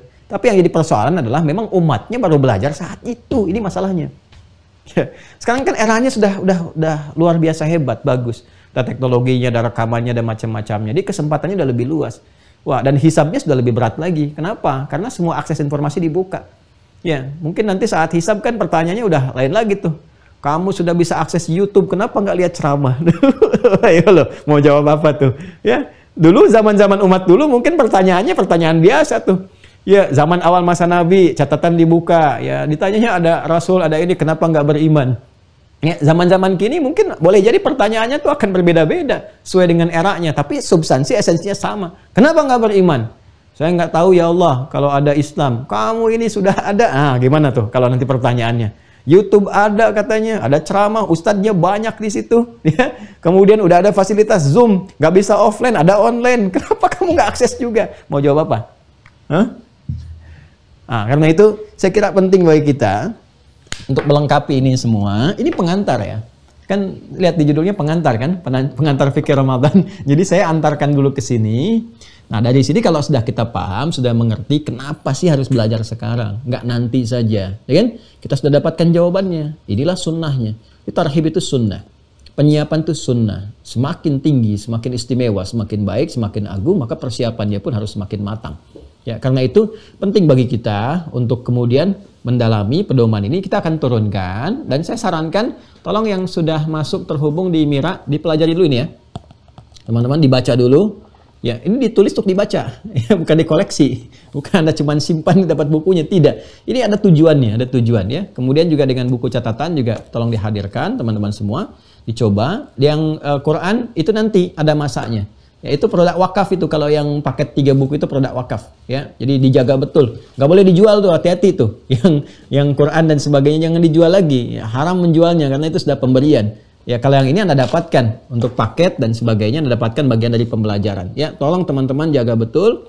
Insya Allah ini akan bermanfaat dan ini dibaca. Ya, dibaca sebelum kita mengaji supaya nanti ada kemudahan konektivitas dalam ta'lim, ketersambungan yang mudah. Insya Allah di pertemuan teman-teman yang akan datang, ya, kita akan mulai menurunkan ini semua. Dan saya dengan segala kerendahan hati, namun berat untuk menyampaikan bagi teman-teman yang mau bergabung, saya baru dapat informasi bahwa kuotanya di subuh ini sudah terpenuhi semua. Ya, jadi saya akan coba fokuskan dulu pada yang sudah masuk. Ada 10.000 orang di angkatan pertama di Mira ini yang juga menjadi tanggung jawab kita bersama ya untuk bisa mendalami, menyeriusi dan seterusnya.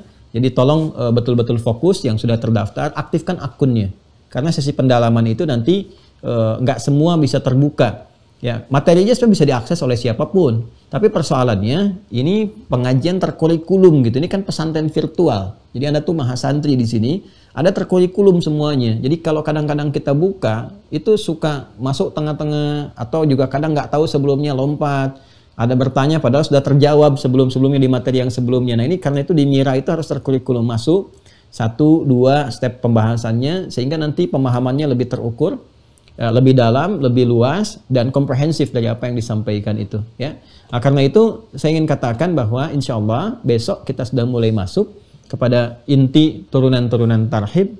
Ya, dari tarhib ini nanti akan banyak babnya. Mungkin kurang lebih saya coba press gitu ya, coba tekan, disiapkan untuk bisa cukup sebelum Ramadan.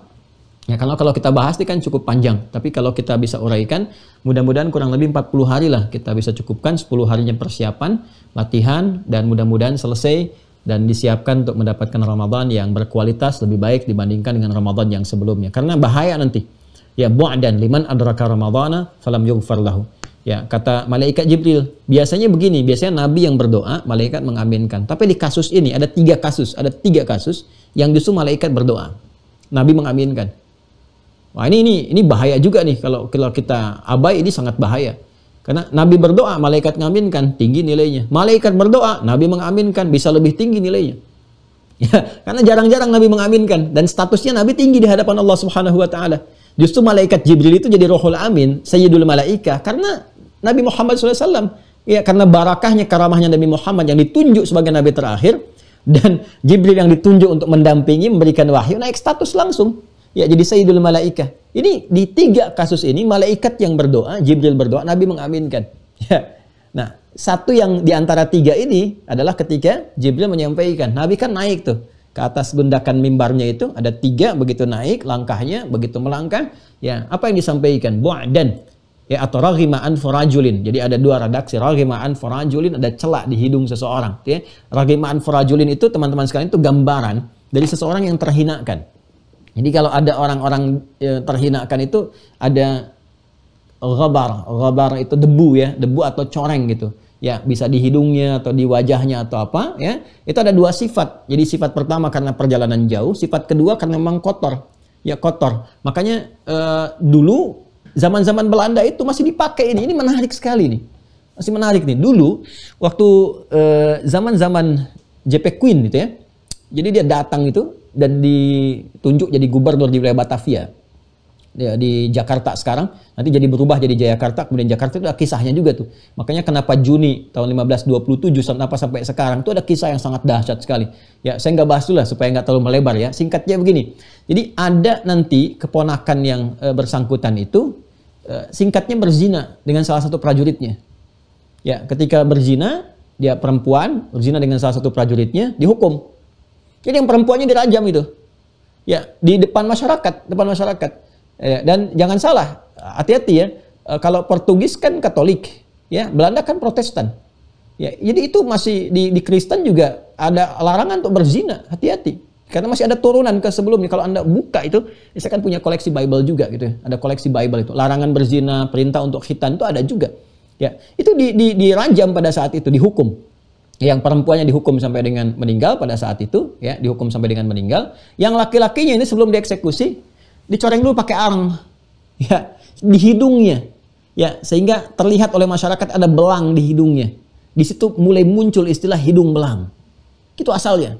Ya, kata hidung belang yang menyebar di masyarakat itu dulu hukuman yang diberikan saat ada prajurit yang berselingkuh, berzina, ya, dengan salah satu sepupu dari pejabat pada saat itu, dihukum di masyarakat. Jadi sebelum dieksekusi, dia dicoreng dulu hidungnya pakai arang, tuh dihinakan.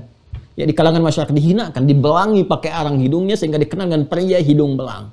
Nah, itu asalnya di kita itu ada kata-kata mengatakan laki-laki yang mencari perempuan-perempuan dan dua-duanya tidak baik, itu laki-laki dikenal dengan pria hidung belang. Asalnya dari situ. Ya, asalnya dari situ. Coba dibaca lagi ya, dicari lagi itu. Ya, ada referensi yang saya pernah baca itu ke situ mengarahnya gitu. Nah, ini sesuatu yang terhinakan, ya, yang dicoreng di wajahnya. Wajah kan gambaran tampilan dari kebaikan. Jadi yang dicoreng di wajah itu redaksi dari hadisnya raghima an farajulin. Ada celah dalam diri seseorang. Di redaksi lain bu'dan, jauh dari rahmat Allah. Karena orang sudah tercela itu kan menjauh. Makanya kalau ada orang berbuat maksiat, sejatinya dia sedang menjauhkan dari rahmat. Ya, dan hati-hati ya, maksiat itu menjauhkan dari rezeki yang baik. Maksiat menjauhkan dari keberkahan. Ya, dia bisa dapat dari situ rezeki, tapi haram sifatnya. Ya, hati-hati, haram itu kan bergantung perilaku. Jadi kalau Anda ingin dapat berkah yang halal, dekati yang baik-baik. Jadi ketika mengerjakan maksiat, rezeki yang baik itu akan menjauh. Karena taat nggak akan bersanding dengan maksiat. Air nggak bercampur dengan minyak. Ya, hati-hati. Ya, ada orang dari Jumatan, ingin sedekah tuh. Dia udah bawa tuh 10 juta. Dia mau sedekahkan. Dia lihat sekelompok orang, oh kayaknya ini dari penampilan apa, patut jadi ahli sedekah. Begitu dia mau kasih kan, mau dia kasihkan bagian dari sedekah itu, dia sedang main kartu. Ada taruhan gitu kan, kecil-kecil begitu. Dia bisa berbalik, nggak jadi ya sedekahnya. Jadi maksiat itu bisa menjauhkan dari rezeki-rezeki yang baik. Hati-hati dia. Aina rahimaan farajulin. Ya, tercela di hadapan Allah, jauh dari rahmat Allah Subhanahu wa taala. Siapa? Ya, liman adraka ramadhana falam yughfar lah. Siapa yang bisa mendapati nikmat Ramadan sampai ke Ramadan tapi tidak mendapatkan ampunan di dalamnya. Itu malaikat langsung yang komen. Dan di-like oleh Nabi, di-share oleh sahabat sampai ke kita. Ya. Ya. Apa komennya Nabi? Singkat, amin. Singkat, amin. Ya, bu'dan raghima an farajulin liman adraka ramadhana falam yughfar lahu. Ya, terhina keadaan seseorang yang udah disampaikan ke Ramadan. Orang berharap-harap, orang dulu berharap-harap pengen ke Ramadan. Sahabat nangis-nangis, baru lepas Ramadan pengen dapat Ramadan lagi. Mereka nangis, mereka minta sama Allah, ingin suasana semuanya Ramadan dan sebagainya. Ini ada orang yang disampaikan. Ya, 24 jam dibuka, siang malam ada ampunan, siang malam ada rahmat, siang malam ada itqum minan nar. Dibuka semuanya, dia nggak manfaatkan. Ya, ini jauh dari rahmat, dia dikasih kesempatan dapat rahmat. Anda bayangkan kalau sehari dikasih, dia nggak ambil, masih ditimbang. 29, 30 hari berturut-turut dikasih, dia nggak ambil juga, keterlaluan. Maka malaikat komennya langsung, keterlaluan nih orang, katanya. Dikasih kesempatan nggak diambil. Jauh nih dari rahmat orang seperti ini. Terhina di hadapan Allah, kalau dia nggak taubat. Kan? Apa kata Nabi? Amin. Nah, makanya harus siap-siap nih. Siap-siap. Ya, cuman satu malam loh datangnya malam Al-Qadar itu. I'tikaf yang mengiringi Ramadan cuma sekali momentumnya dalam setahun. Ya, nggak ada lagi suasana terindah pada saat itu. Makanya dari sekarang selesaikan nih. Semua hal selesaikan. Ya, tata kelola supaya kita nikmat ibadah, nikmat ke masjid dan sebagainya. Omikron selesaikan tuh. Semua hal-hal yang macam-macam tuh beresin. Kalau perlu kerja kompak semua aja. Ya, supaya bebas, aman apa. Data aja di komplek-komplek kita itu. Selesaikan semuanya. Ambil langkah yang bagus. Ya, setiap komplek itu tetapkan aja. Ya, kalau ditetapkan misalnya yang lain secara luas, kita secara komplek aja. Bebaskan dulu, tertibkan dulu siapa yang sakit.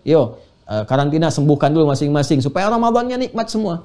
Ya, jadi komplek kita udah aman, tempat kita udah aman. Kita bisa ke masjid, kita bisa nikmati. Semuanya enak, semuanya aman. Dan insya Allah tawakal pada Allah Subhanahu wa ta'ala.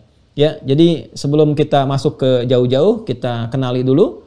Ya, kenali bagaimana tarhib Ramadan yang disampaikan oleh Rasulullah SAW dan jadi pedoman untuk kehidupan kita.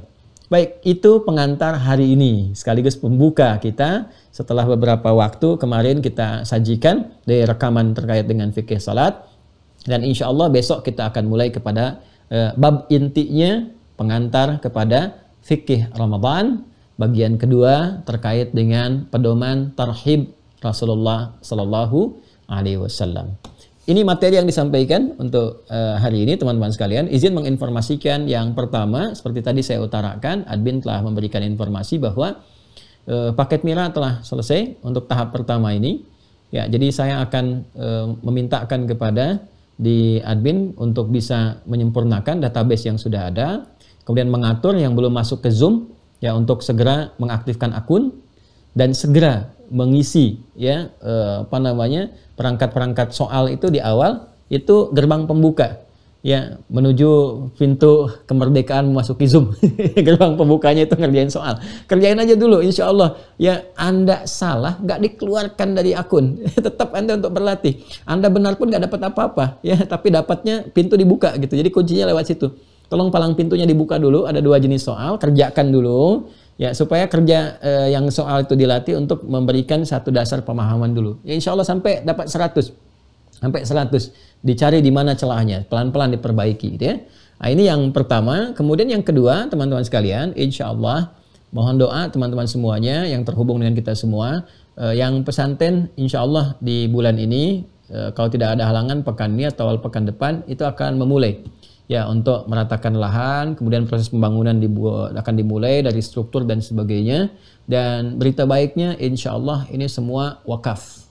Ya, dari mulai lahannya, gedungnya, tempatnya, ini nggak bisa dirubah, nggak bisa dipindah-pindah. Ini wakaf yang insya Allah, jadi mudah-mudahan Allah berikan ridhonya untuk abadi dalam kebaikan. Jadi tidak ada yang memiliki aset satupun dari pribadi di sini, kecuali asetnya dikembalikan kepada kepentingan-kepentingan umat Islam. Dan insya Allah boleh jadi akan jadi khusus pesantren yang dikhususkan untuk mencetak ulama saja. Ya, jadi saya kalau biasanya ada momen-momen besar saya suka buka. Kalau kiranya bisa kita tangani sendiri, kita tangani. Kalau ada yang besar kita bagi teman-teman yang masih ingin berkontribusi bersama-sama membangun, ingin ada wakaf di situ. Nanti saya tunjukkan detail-detailnya. Ya, sudah ada di saya beberapa perangkatnya. Jadi ada yang kalau masjid sudah ada. Jadi masjid itu sudah selesai. Ada satu orang yang Ustadz saya pengen masjidnya. Air sudah, ya Ustadz saya pengen airnya dan sebagainya. Itu kita buka selapang-lapang. Karena ini bukan milik saya. Ini saya pun cuma numpang ngajar aja, sama numpang kuburan mungkin di situ. Jadi kalau meninggal mudah-mudahan bisa ada di situ. Jadi cuma itu aja. Ya, kalau semua rumah yang ngajar pun itu semuanya rumah wakaf, nggak ada rumah kepemilikan. Jadi kalau kita meninggal ya ganti orang lain ngajarkan. Terus saja begitu. Mudah-mudahan saat semua berakhir kita berpulang dan menjadi saksi di hadapan Allah, semua ada baik. Nanti saya sampaikan kepada teman-teman, ini plannya begini, ada ini, dan mudah-mudahan satu di antara anak atau keluarga Anda pun bisa ada di situ dengan syarat-syarat yang terpenuhi. Saya bukan tipikal orang yang menghadirkan sesuatu untuk mengumpulkan materi. Jadi Anda jangan tanyakan biaya. Saya ini sedang memikirkan bagaimana caranya saya bisa memenuhi itu. Biasanya kami itu diajarkan oleh kiai kami, penuhi dulu oleh kamu. Ini kan sisanya baru kamu tunjukkan untuk dibagi. Jadi kalau saya bisa tangani 50%, 50% baru dibagi. Kalau saya tangani ternyata bisa 100%, untuk apa Anda? Saya tidak mencari materi, tidak cari uang, tidak cari bayaran, gitu kan? Yang dimaksudkan gimana caranya ulama bisa lahir di situ.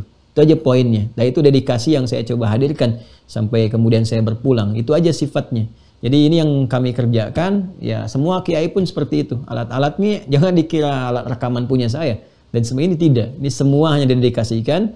Ini pun kalau meninggal yang depan saya nih, kameramen semua. Nanti ada yang teruskan lagi insya Allah. Ya ini tuh calon meninggal kali ini.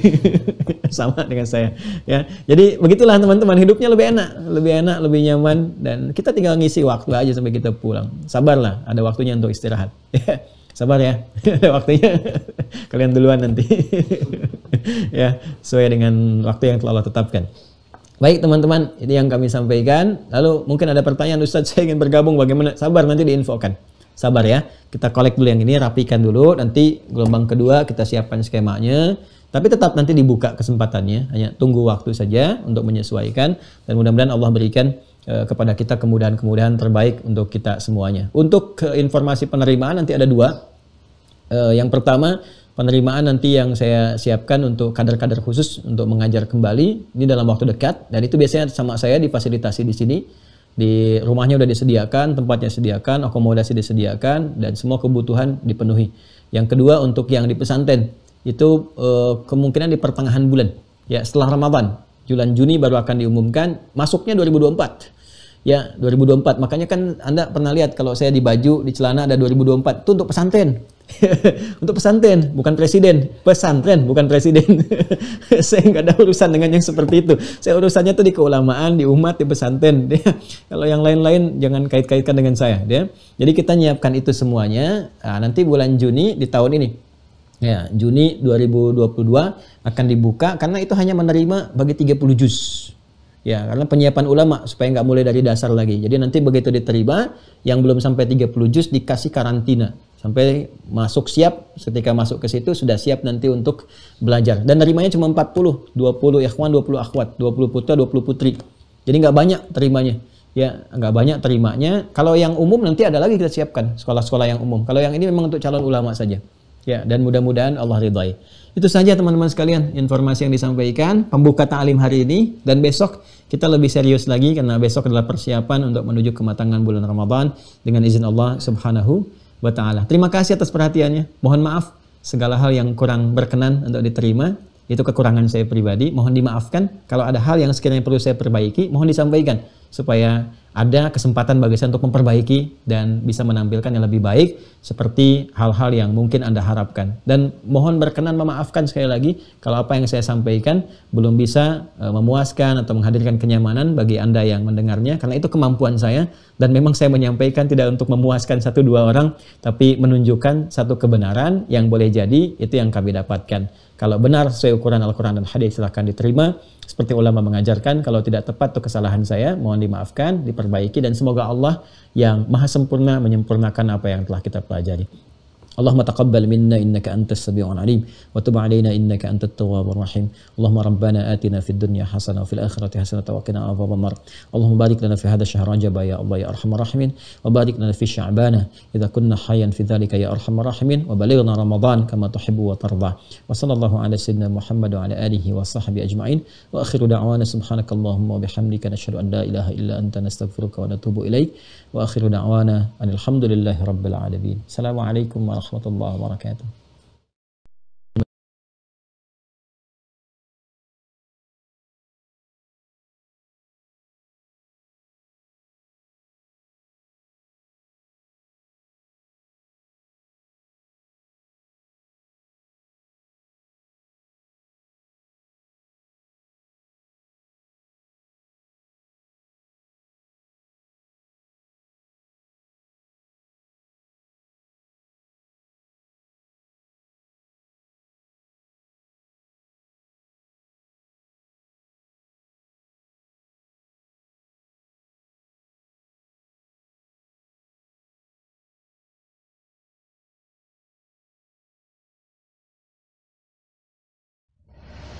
Alhamdulillahirabbil alamin.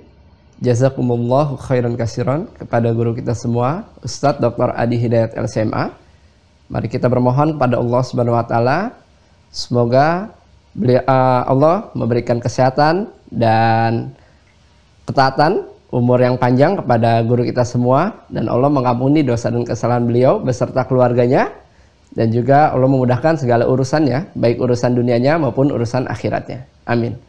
Dan tidak lupa kita bermohon pada Allah Subhanahu wa taala semoga apa yang disampaikan pada pertemuan subuh ini menjadi ilmu yang bermanfaat, dan Allah mudahkan kita untuk bisa memahaminya dan juga mengamalkannya dalam kehidupan kita sehari-hari. Amin. Alhamdulillah, seperti yang sudah disampaikan, untuk pendaftaran akan dibuka kembali jika nanti sudah ada informasi yang bisa kami sampaikan kepada teman-teman sekalian.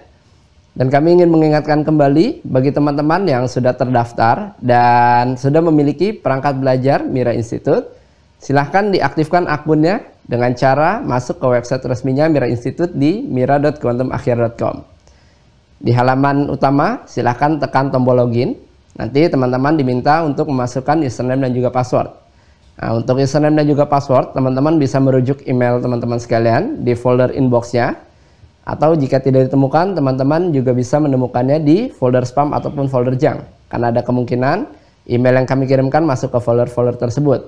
Dan teman-teman juga bisa mengecek di WhatsApp teman-teman sekalian untuk bisa menemukan username dan juga passwordnya. Untuk username-nya, teman-teman bisa menggunakan email, dan juga passwordnya, teman-teman bisa menggunakan nomor telepon yang sudah teman-teman daftarkan. Ya.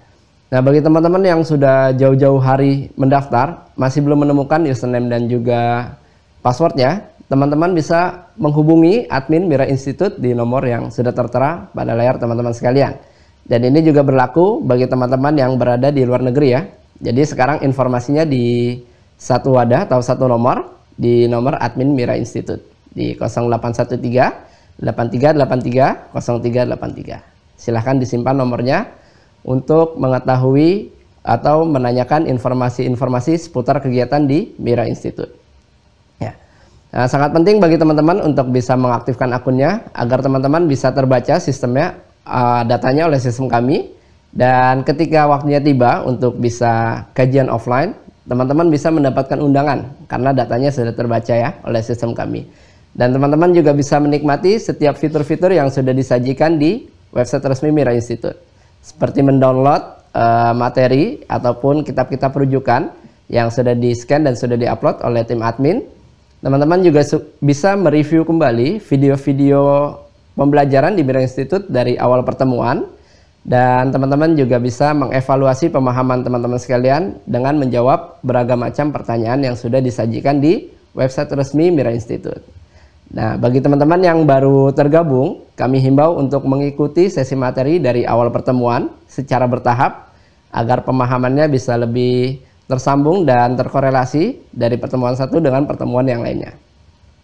Dan seperti yang sudah disampaikan, agar teman-teman bisa tergabung di sesi Zoom untuk bisa mengikuti ujian di setiap babnya, karena itu adalah gerbang untuk masuk ke sesi Zoom-nya ya, bersama guru kita Ustadz Dr. Adi Hidayat LCMA. Pelan-pelan, sabar, ikuti materinya secara bertahap. Nah, bagi teman-teman yang masih tergabung di YouTube channel Adi Hidayat Official, bagi yang ingin mengambil manfaat dari pembelajaran di Mira Institute, teman-teman juga bisa mensubscribe YouTube channelnya Mira Institute. Pastikan logonya seperti pada layar teman-teman sekalian di bagian kiri atasnya. Dan bagi yang ingin mengetahui video-video terbaru dari guru kita, Ustadz Dr. Adi Hidayat LCMA, teman-teman bisa mensubscribe juga YouTube channelnya Adi Hidayat Official. Jangan lupa untuk tekan tombol loncengnya agar setiap notifikasi terbaru bisa langsung masuk ke perangkat teman-teman sekalian. Dan bagi teman-teman yang ingin berkontribusi dalam pembangunan pesantren Mira Institute, teman-teman bisa menyalurkan donasinya melalui rekening Bank Syariah Indonesia atau BSI dengan kode bank 451 dan nomor rekeningnya 11144444142 atas nama Yayasan Mahat Islam Rafiah Akhir. Ya, sudah tertera juga pada layar teman-teman sekalian. Baik, itu saja yang bisa kami sampaikan. Saya Fadil, mewakili tim Mira yang bertugas. Jika ada hal yang kurang berkenan, kami mohon maaf. Terima kasih atas perhatiannya. Assalamualaikum warahmatullahi wabarakatuh.